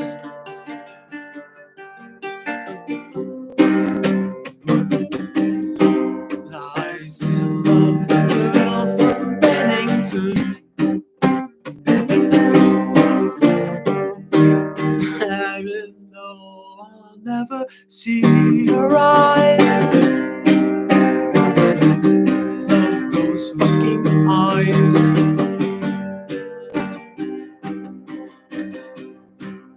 Those eyes will blow my mind. Man, then it's kind of difficult. Wait.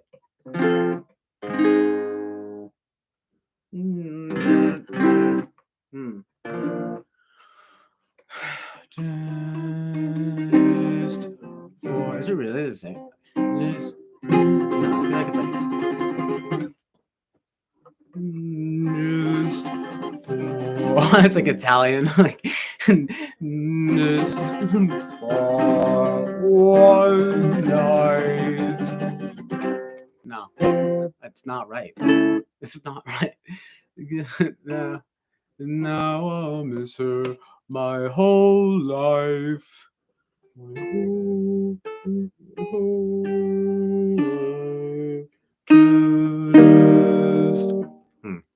Just no.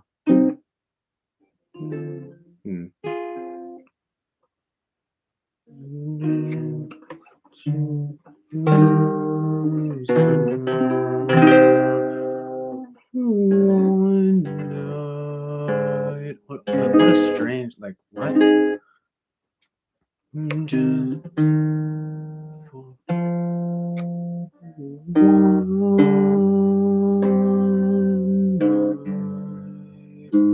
And now I'll miss her my whole life. Yeah, that's it. Just, it's actually not even that hard. Just for, no, just for one night.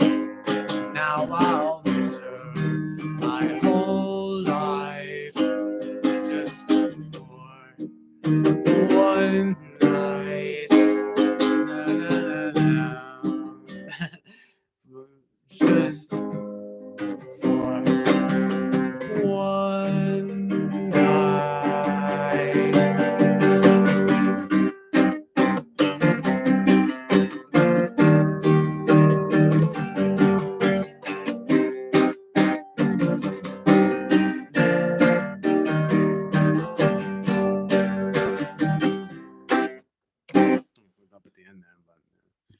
was the like super long version of it.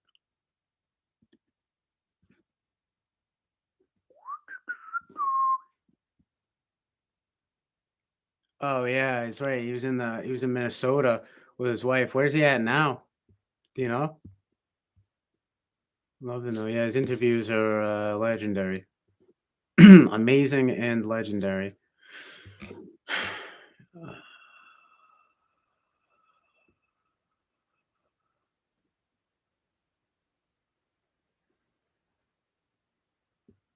Boba Fett. I mean, I don't record, but thank you for asking. I don't. I need to. I don't, but I need to record. I like I have a SoundCloud, but it's mostly that's just beat stuff and stuff I did like years and years and years ago. At this point, not that I guess not that long ago. I mean, like 10 years ago, basically. Most of it. Some of it's from like 5 years ago. Something like that.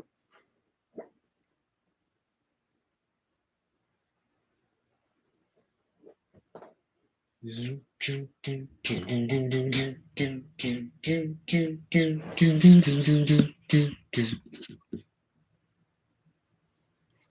really the same tri-type as Winston's mom. That's amazing.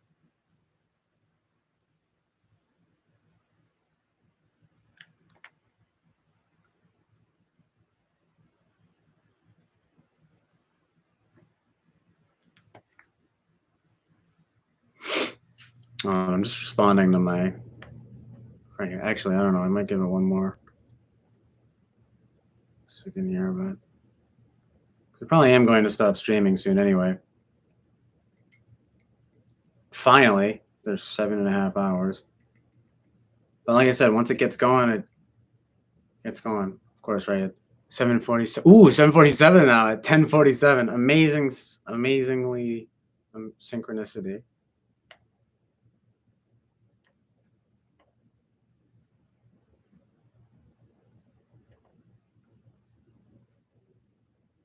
At 17 now. It's 8. Now it's normal, but still like. Because I noticed that, and then I noticed it even more, and then again that it was 10:47, and then it was at like something like 7:47. Now it's at 7 people. Nice. 777, lucky number.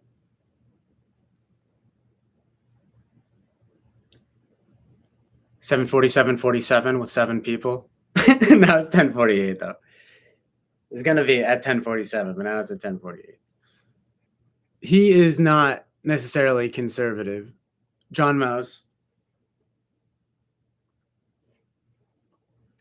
He's certainly very unique, but I mean, he has conservative tendencies, but he doesn't really espouse conservative philosophies. You know? He's an interesting character.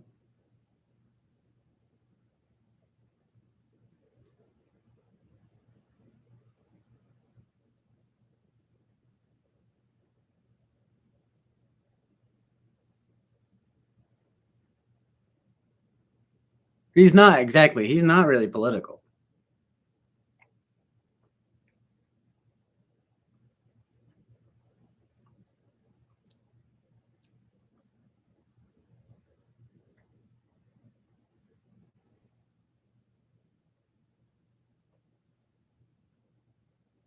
Jonathan Basanti says, CJ, we need to fucking jam. You're right, dude. We do need to jam. The fact that we can literally do that, so amazing.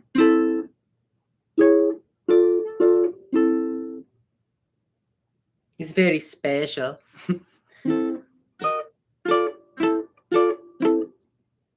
What do you play? I know you play guitar, right, Jonathan? What else do you play? Or is that all you play?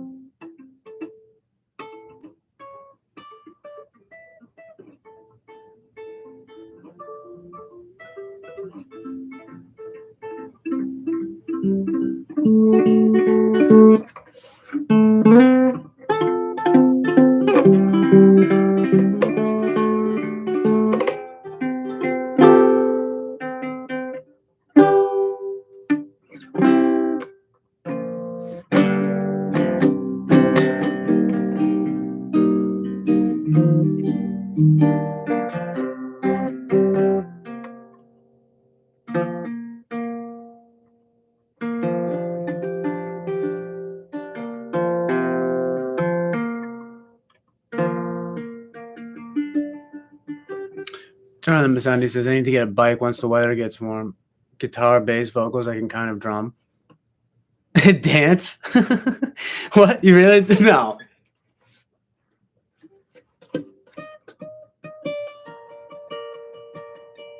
Oh, you said, Winston's mom says that too. My bad. I'm gonna say, he can dance too? No way. That's amazing. Amazing.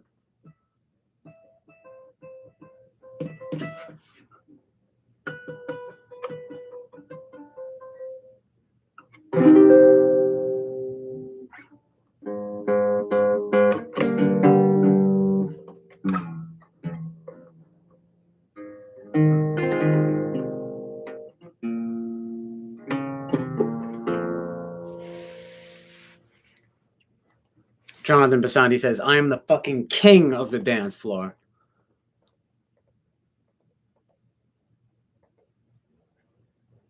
Oh. I'm gonna do stretches.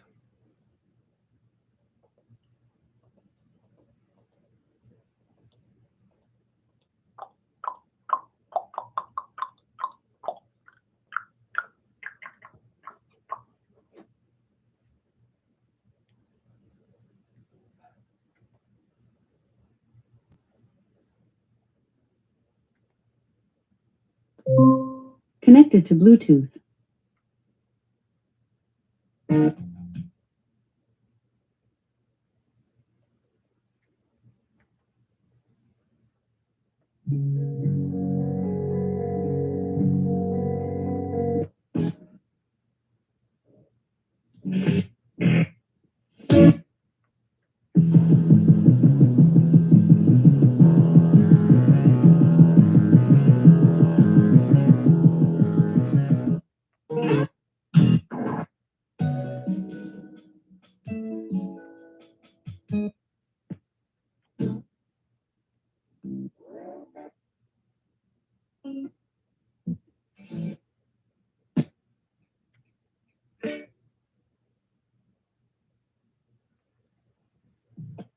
Well, Kami9 likes Death in June and John Mouse.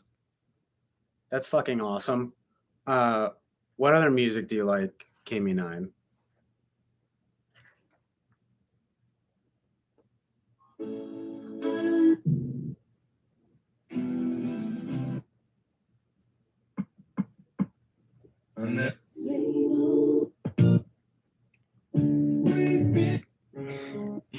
Change up a little bit.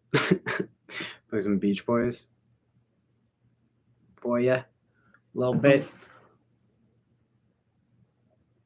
Really? Jonathan says, I mean, really, if you want to record or write stuff, I'm pretty good at putting together compositions. Not that I can read sheet music. Oh, that's interesting.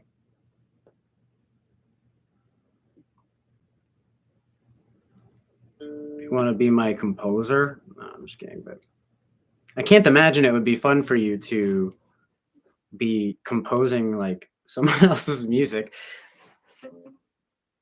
I would love to collaborate though. We should figure something out. I'm not really, yeah, because that's the thing. Like, I'm not really a composer, so you know. But recording and writing stuff, you know, I can do that. Especially writing. You want to record it for me too? You want to do everything for me, Jonathan? No, I'm just kidding. It's like two heads are better than one, though. That's for sure. I suppose not always, but you know. So It's a nice axiom. It's a nice thought. No, but to get it done though, to fucking get something done, you know, we could even do a split EP or LP or something, right? And we could both collaborate on production. Do you write your own songs or anything like that, Jonathan? That's the real question, you know. It's like, because then I guess it's like it depends on what you want, what you would want to do, you know.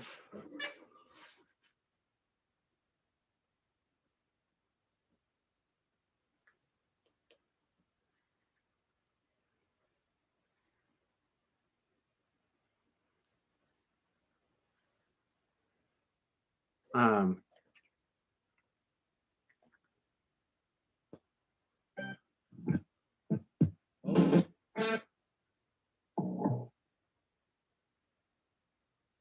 more mouse for you. Do your best, okay? Period. Yeah, Bluetooth DJ. I know it's like, well, Kami9 says I have P broad music taste. Yeah, me too. I get that. And it's just funny because like I feel like that's a pretty specific. Like once you knew Death in June, I was like, all right, let's see if she knows John Mouse. And then, I mean, I was thinking, I just it did occur to me, and then I was like, oh shit, 2 for 2. So I'm like, all right, that's pretty cool. I guess they both kind of tune into that kind of gothic thing. But John Mouse, Death in June, they're crazy, right? Douglas Pierce is crazy, but like they're interesting for better or worse. But John Mouse is one of the few people. I've said this before. I guess maybe you probably weren't here, came in, but John Mouse is one of the few people that I would literally call a genius. You know what I mean? Like, or at least a modern genius.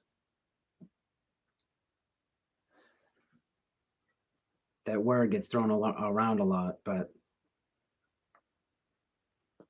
if I was gonna choose to have like a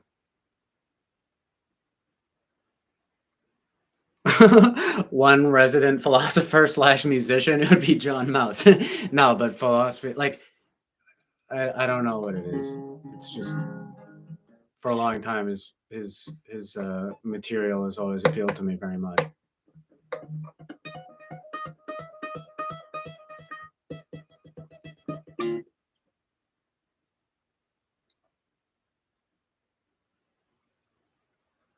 Yeah, the word brilliant comes to mind too. You know, it's not too many people. There aren't too many people that I can even think of where I think of where I genuinely think of the words you know, brilliant and genius. You know, other than John Mouse and like just people like that.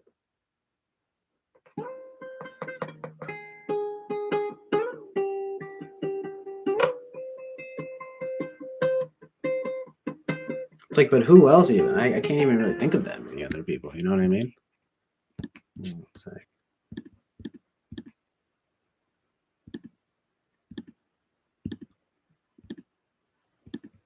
there we go. Scott Walker, so true. I haven't listened to as much of his later stuff. A lot of his earlier stuff, though. I actually named my like my SoundCloud name or whatever, you know, my quote unquote artist name at least years ago. I named it 30th Century Man after Scott Walker's song 30th Century Man.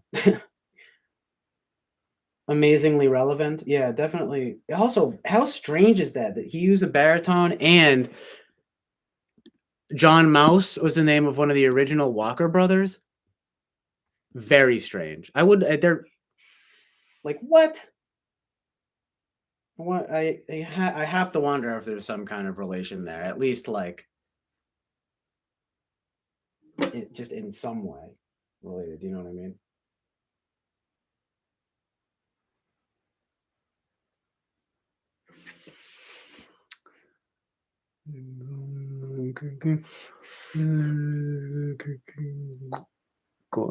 Baritone. Yeah, exactly. It's amazing. Oh yeah, swans, of course, right?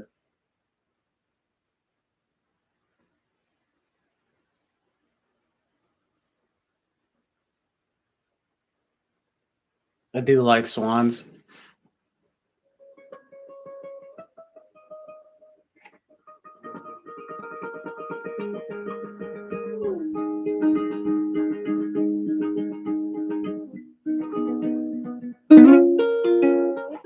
Of course, I have to ask. Have you ever? I mean, did you ever get into death grips? Or it sort of seems like maybe that could go either way for you so far. Like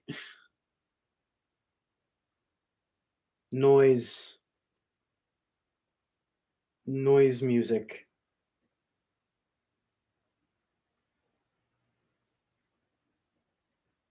We're playing all the hits. Next up, we're gonna play. We're gonna listen to some Jandek. I'm gonna do a Jandek cover.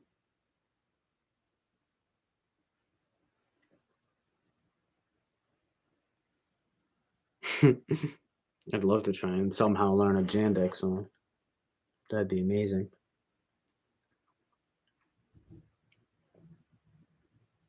I didn't see Death Grips live. Got fucking tinnitus for 3 days because they had this crazy delay going where it was so shrill. Of all things, it wasn't so much the performance itself; it was the fucking delay that was mixed poorly. They've even said themselves like they're mixing. It's always a problem on record and live. It's kind of one of Death Grips' weak spots. I think is their mixing.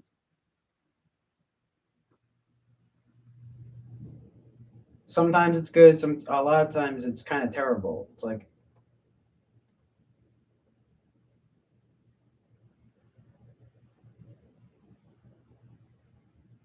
just MC Ride's vocal delivery is just not for everyone. Plus, they're pretty fucking crazy too. But I don't know if they're actually like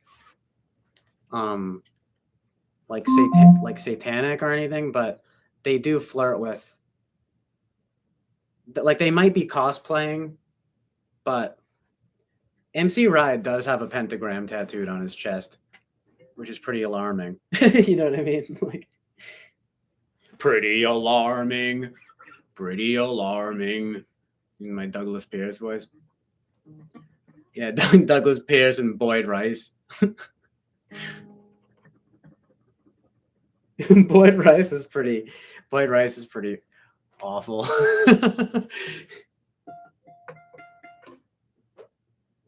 Intriguing stuff though, you know what I mean? Swans. Oh yeah, well, like Blonde. I mean, sorry, Blonde. Blind is an amazing song.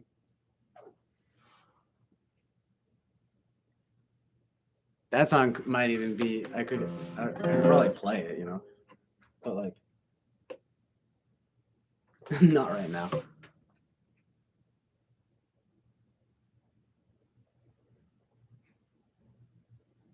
Like because I'm back to the chill streaming vibe.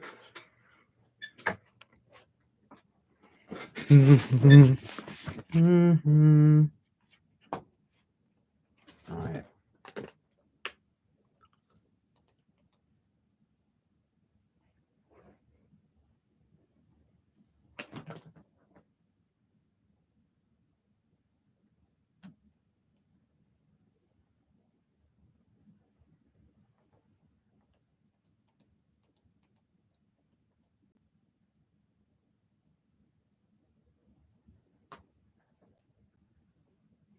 Pretty good though. Soundtracks for the Blind, top 10 fave albums. I feel like that's at least one of their best.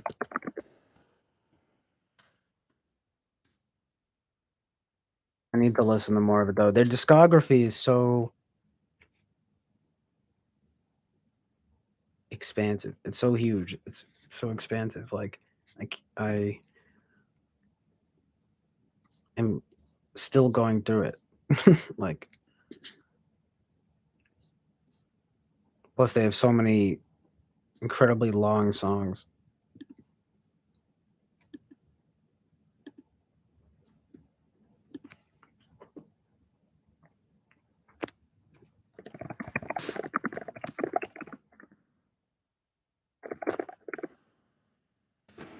She said, destroy, let vast. Indeed, that is the word for it. They have a vast discography.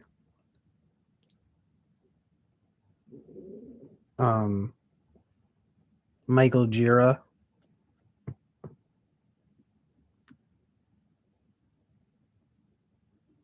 His group, Angels of Light. I'm still even working through that album. But it's not even that long. It's just like, I guess I sometimes get a little put off, but like I full album length style, I wind up getting like going more through their discography as a whole. Like, I'm pretty sure the only Swans album I've heard in full so far is Filth.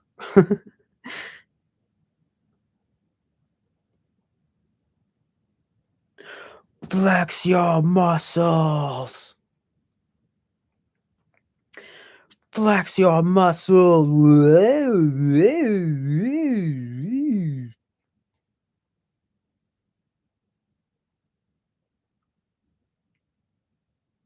I fucking love that sound effect on his voice there. It's fucking crazy. Flex your muscles.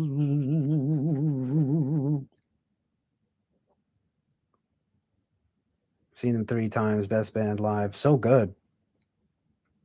Michael is the man. Filth is relentless.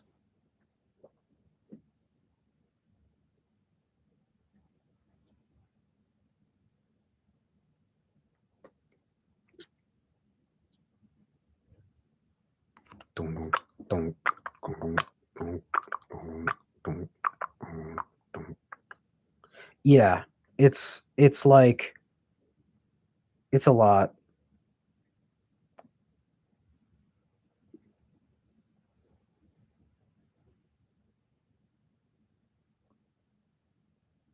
It's a lot to ask of a listener.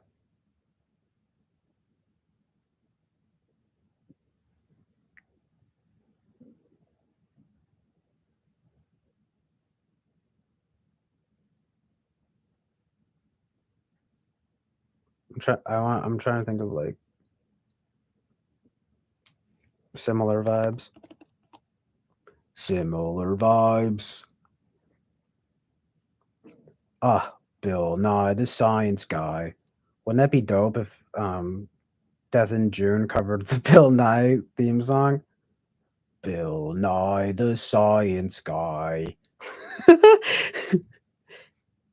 Bill, Bill, Bill, Bill, Bill. I mean, obviously, Joy Division. Do you like Joy Division? New Order. I was talking to Boba Fett about. I was talking about post punk. It's fucking post punk. I really like post punk type stuff. Do you like Preoccupations, formerly known as Viet Cong? They're really good. I've heard all their stuff.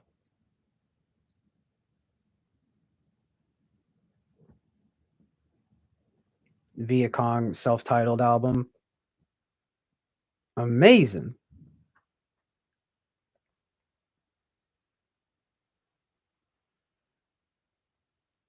Pretty mathy though. They don't do too much. I mean, it's not super mathy, but it's like they just do weird time signatures, you know?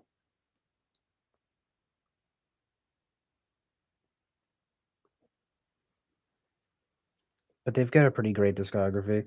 But yeah, nice. But Kami9 says, first, did I say this right? They're heavy in the most delicious way. So true and good. But Kami9 also says, my Joy Division was my life in high school.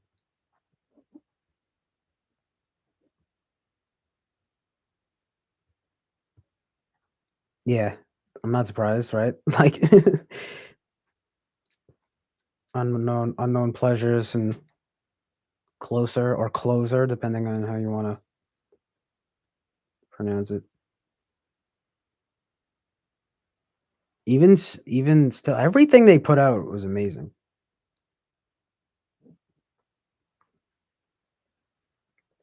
Like Still and Substance.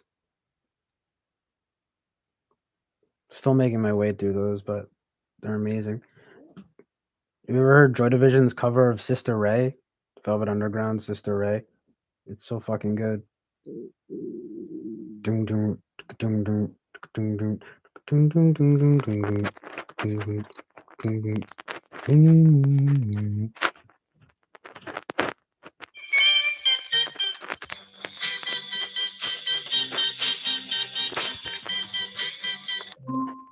Connected to Bluetooth.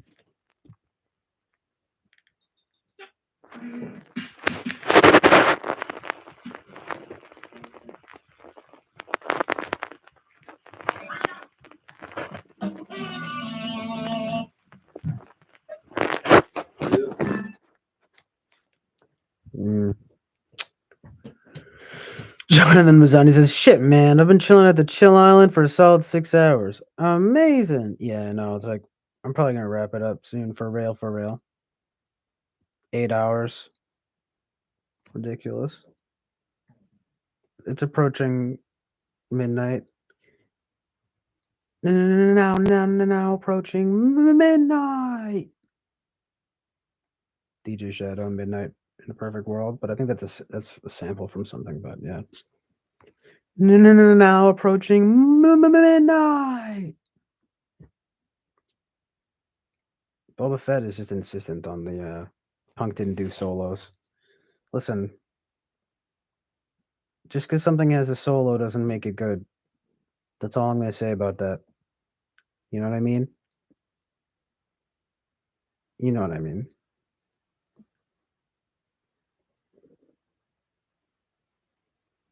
John Mazzani says, Boba, you like Ramstein?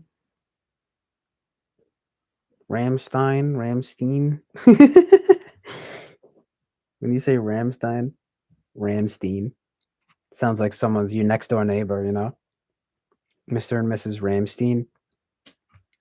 Kimi9 says, do you like Have a Nice Life, Giles Corey?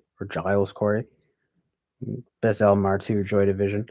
I do like a little. I haven't gotten too into Have a Nice Life, but I like a few of their songs. Giles Corey, I've heard of, but have yet to get into. But seems relevant, you know. So it's in the same vein of these other groups and artists. You know what I mean? I think it's pretty on point. Oh yeah, makes me. I'm like, it's a whole genre. It's a whole like branch of genre, like like sort of suited, like whether it be industrial or neo folk or whatever you want to call it. Like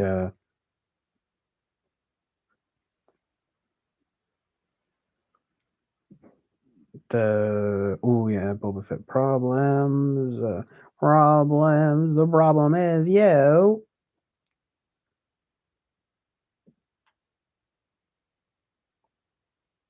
Yeah, you know, never mind the Bullocks. Classic. Sex Pistols, Never Mind the Bullocks. Classic. It's like I don't really listen to them that much.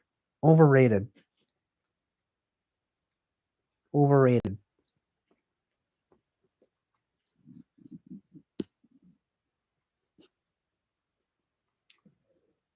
I would literally rather listen to Minor Threat.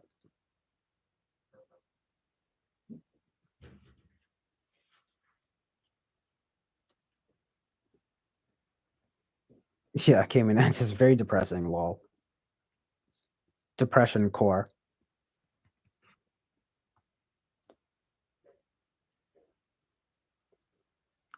That's a good title for that genre. Radiohead kind of fits in too, actually. Radiohead is one of those bands that everyone unites on, even though they're pretty fucking depressing. Oh, well, not everybody, but you know.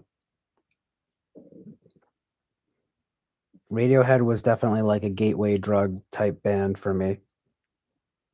I was like, oh, music. Right.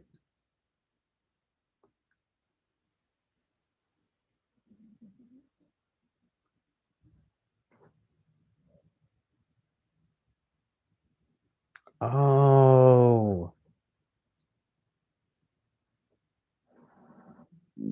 music.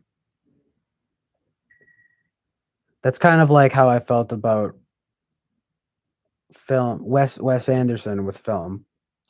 You know, I was like, oh, film. Oh, film.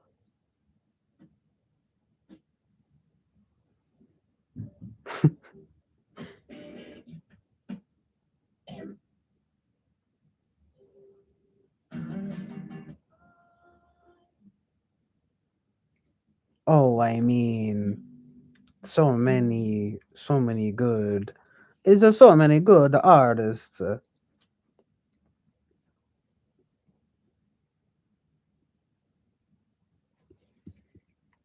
was trying to sing both of those things twice, like.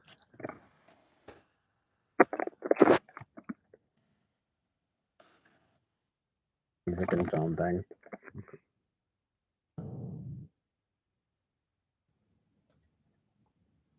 Hold on.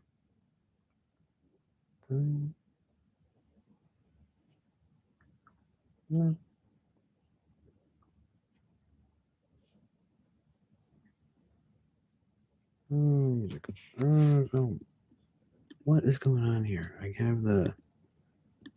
Okay. There we go.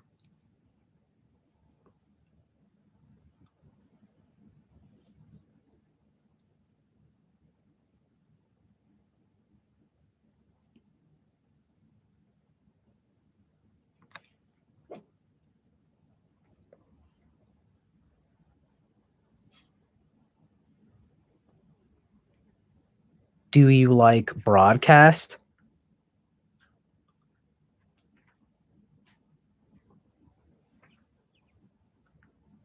Rah, rah, rah. Rah, rah, rah.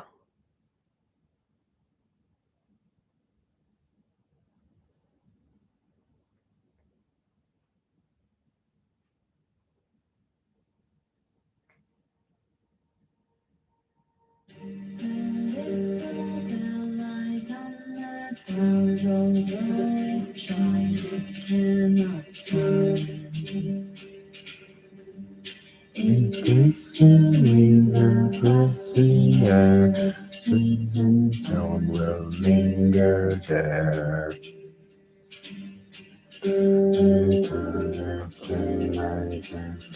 Right. Its shell is only made of crop.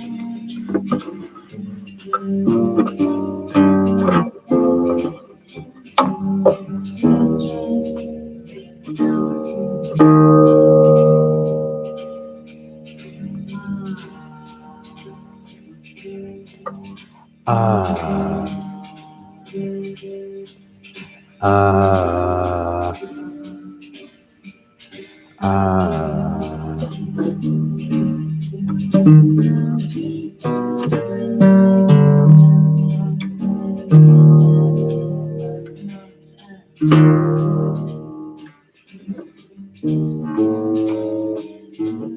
I don't know if I can detune this without fucking up.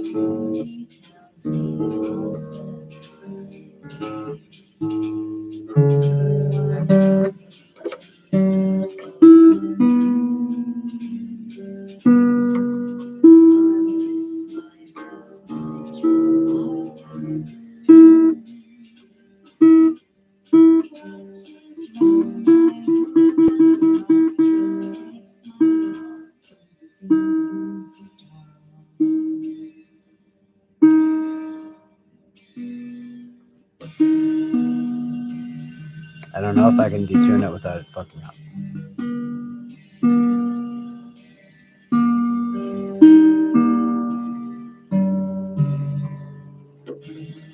I think I can. No, I think I can do it.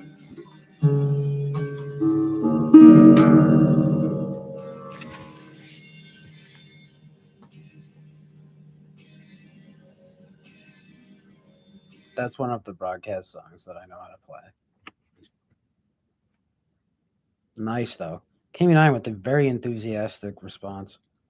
Love broadcast. One of my faves. Nice. Broadcasts are amazing. Yeah, they're like one of my favorite bands. Trish Keenan. Well, the big question is, do you like Deer Hunter, Bradford Cox, Atlas Sound?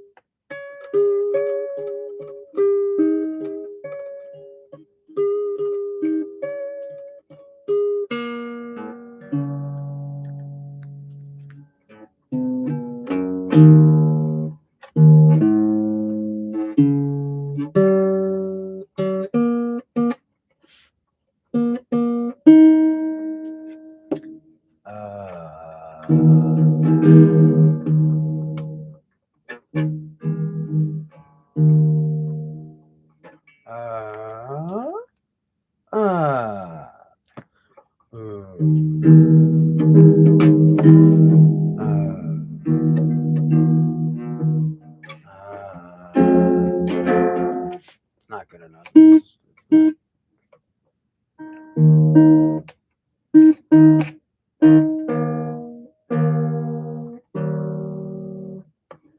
Took the words right out of my mouth. I was gonna ask. I was gonna try to think of something else before saying Stereolab to not be try to not be predictable or something, but it's like, yep, I love Stereolab. Nice though about Deer Hunter. Yeah, I love Stereolab.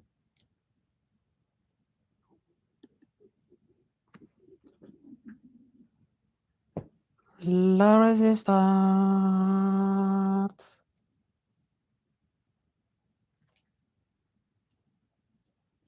Vive la Resistance.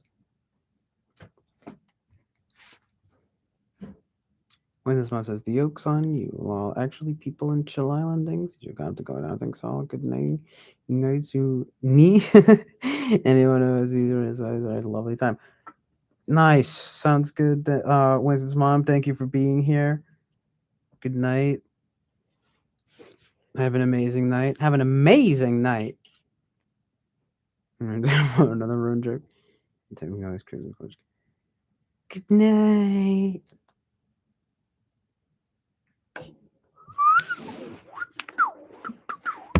Yeah, I mean, I've seen Deer Hunter a few times. Atlas Bradford Cox was pretty like, big person to get into back in the day. He was friends with Trish Keenan. He's friends with Jay Retard and everything. Rest in peace to both of them, right? Like, damn, crazy. And Stereolab, of course. He's literally, friends with not only looked up to them, but like is friends with them and all of that. It's all in the lineage. Amazing. Also, weirdly enough, I've seen Letitia Sadier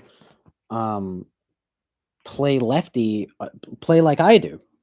She plays a righty guitar lefty. And I actually commented on like the video or something on her Instagram, and like she liked the comment, and then Then there was one other time I asked if where a picture was taken, and she replied. Like these, it's very cool. How people are just social media these days. No, it's like with people like that, you can just be like, it's just cool being able to interact with people like so easily like that. These like artists and people that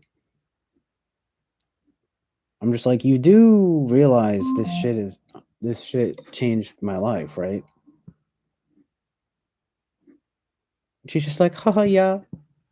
Oh well, thank you. I don't even really know how she talks. She's like French Canadian or something. I don't know. Timmy9 says, CJ, I think your tri type is 964. Yeah. Well, that's literally. I either thought I was 7 wing 6 or 6 wing 7, so. That's good, though. Again, at least my conception of myself isn't super far off from what appears. You know what I mean?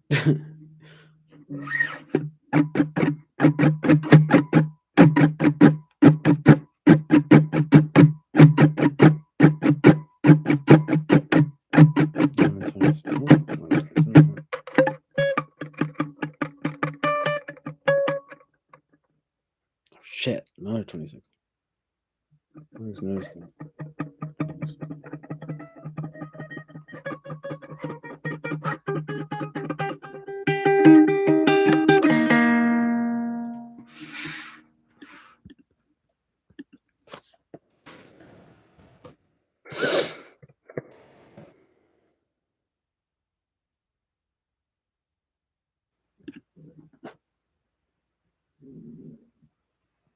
Friend of mine keeps hitting me up. I might have to get back to him and then hop back on the stream or something, but it's so weird. There's no 26, a bunch of 27s. I'm always noticing the number synchronicity stuff. But it was 3 times, then it was 4 times now. Yeah. Amazing.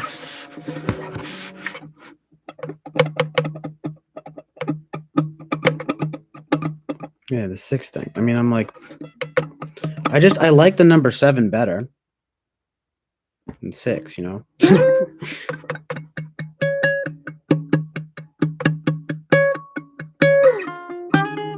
have a very 6-ish reason for not wanting to be 6, because it's probably like fearful, you know?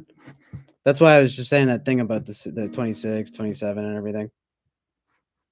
So I'm like, oh, I have this like aversion to 6, but I like 7, you know, lucky number 7. Because I just think of like 666. Hate that shit. Evil. 777, good. So that's why I'm saying I noticed those things. The numbers. That's what I was talking about synchronicities earlier. It's like, how do you know when it's real or not?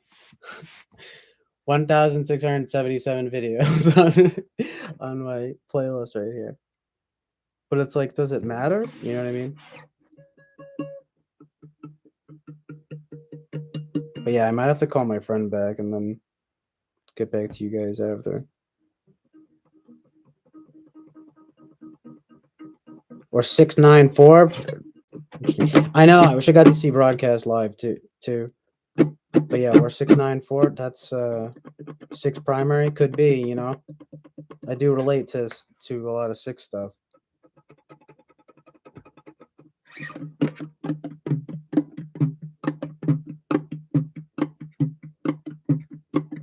I'm not sure if it's part of my tri-type though, or if it's like from like the more unhealthy 9 traits. I'm not sure, or if it's a 7 wing 6 thing, but it probably is more like a 6 wing 7 thing. I guess if I had to be realistic, you know what I mean? Like I used to think it was more 7 wing 6, but now I think it might be more 6 wing 7. Just if I'm being realistic about it, you know what I mean? But aspirationally, I'm more of a 7, you know what I mean? Like, and I do have those 7-ish traits. It's again, it's probably 6 wing 7. You know what I mean? But anyway.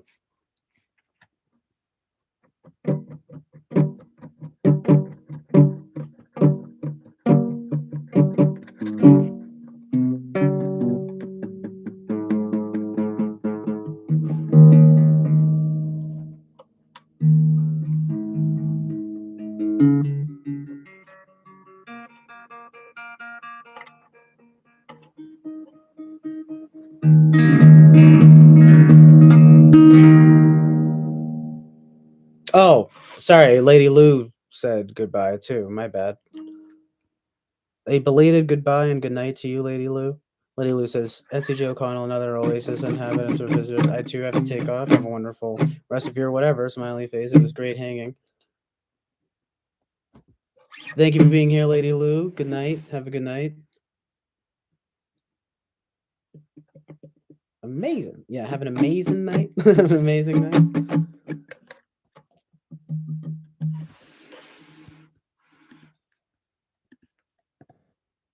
Amazing. Darkness.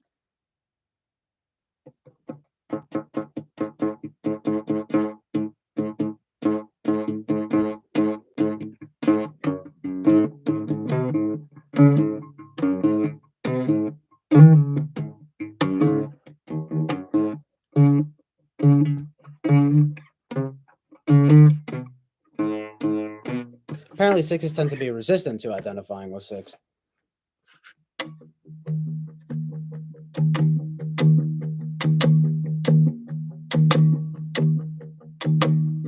Well, it's no wonder, right? I mean, no one wants to say, yes, I have fear and anxiety.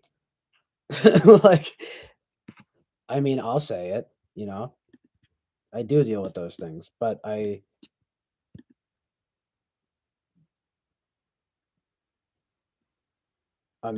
yeah, I don't know. There probably is a six in there though. You know what I mean?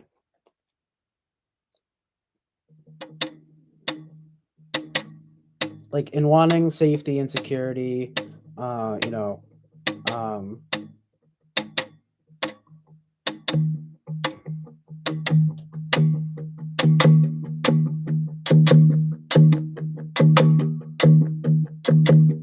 oh yeah, you can get paranoid too, right? Like,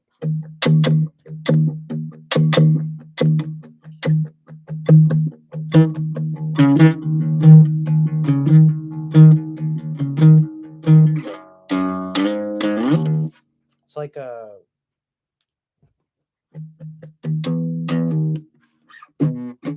I could probably stand to learn a little more about it. But I get the gist. I think I get the basic gist of it. So it's very possible that I'm a six, you know. What else do they do? What do they do that's more stuff that's like good? They can be, I think they can be maybe conciliating if they try, but I don't know if that's really a primary concern of theirs, right? I don't know.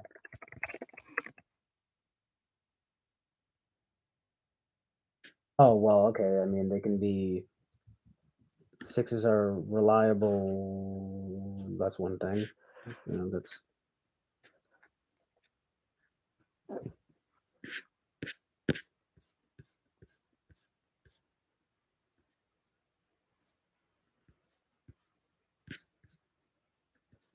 trustworthy.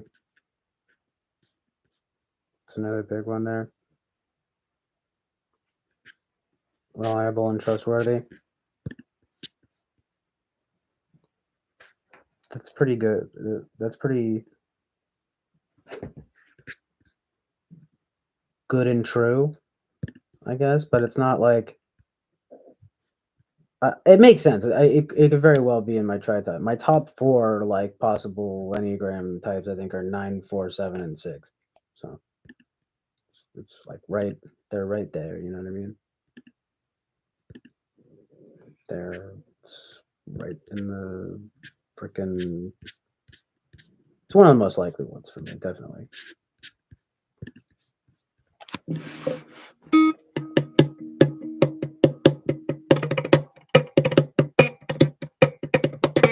Right, Boba Fett says, oh, well, Kami9 says they do. And Boba Fett says sixes are the safety and security obsessed ones, yeah? Oh, well, Kami9 also says to the point of hilarity, for the most part. Yeah. I mean, I'm not trying to talk about him behind his back or anything, but like Bobby Brown, the artist formerly known as Bobby Brown, the guy, dude who comes in here, who's cool, by the way, and I'm not talking shit about him. I'm just saying he's probably a 6, but he's very reticent, you could say, to become to uh or resistant, reticent, whatever, to identify as a 6. So you can definitely see it, you know what I mean? It's just like, yeah, I don't know about that.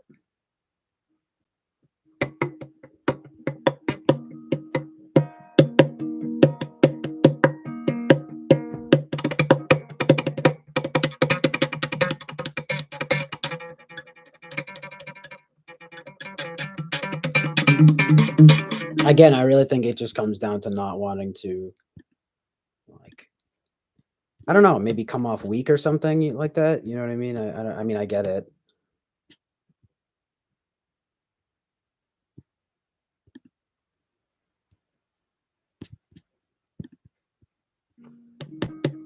And he's counterphobic, 6. So good and true.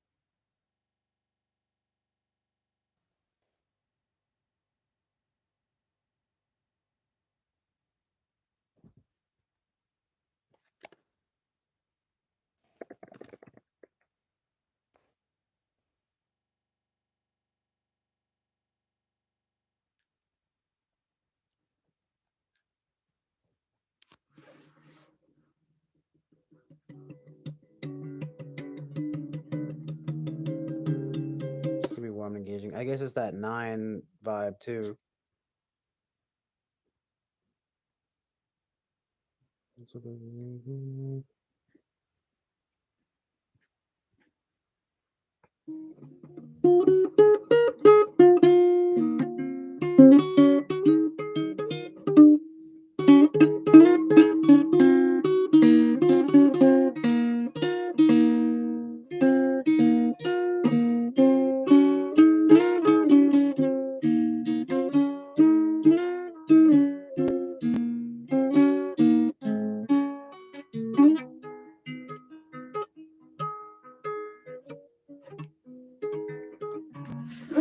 Be my best friend.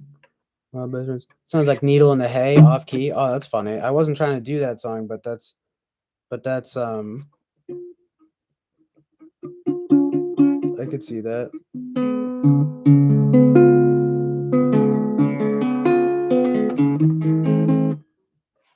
I don't know how that song goes. So good.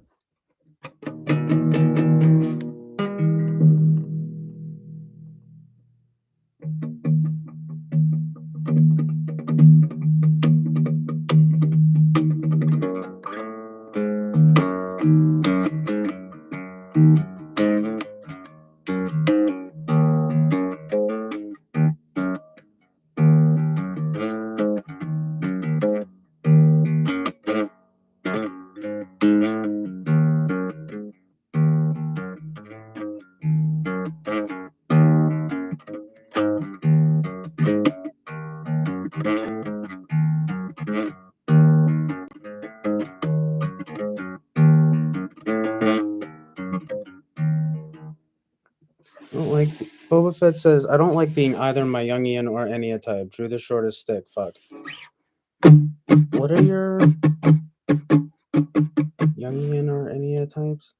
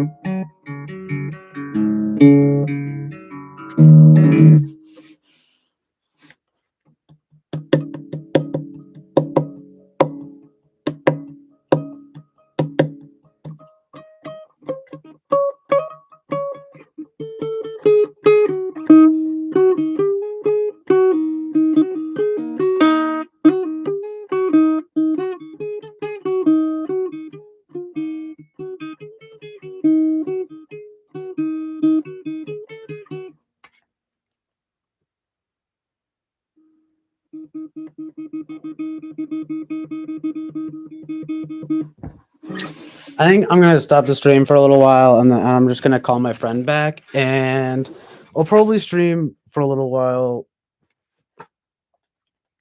in a bit. But it's probably a good time to take a break, right? Like 8 hour, almost 9 hours here.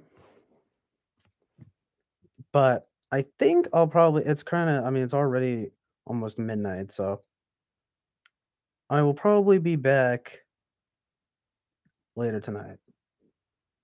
Jonathan Basandi says, "All right, CJ, I'm off to sleep. Peace." All right, peace out, my dude. Good to see you, man. Good to see you guys. If anyone doesn't, you know, if I don't see you when I start streaming again tonight, have a good night. Good times. All right. I'll probably be back later. Peace, fam.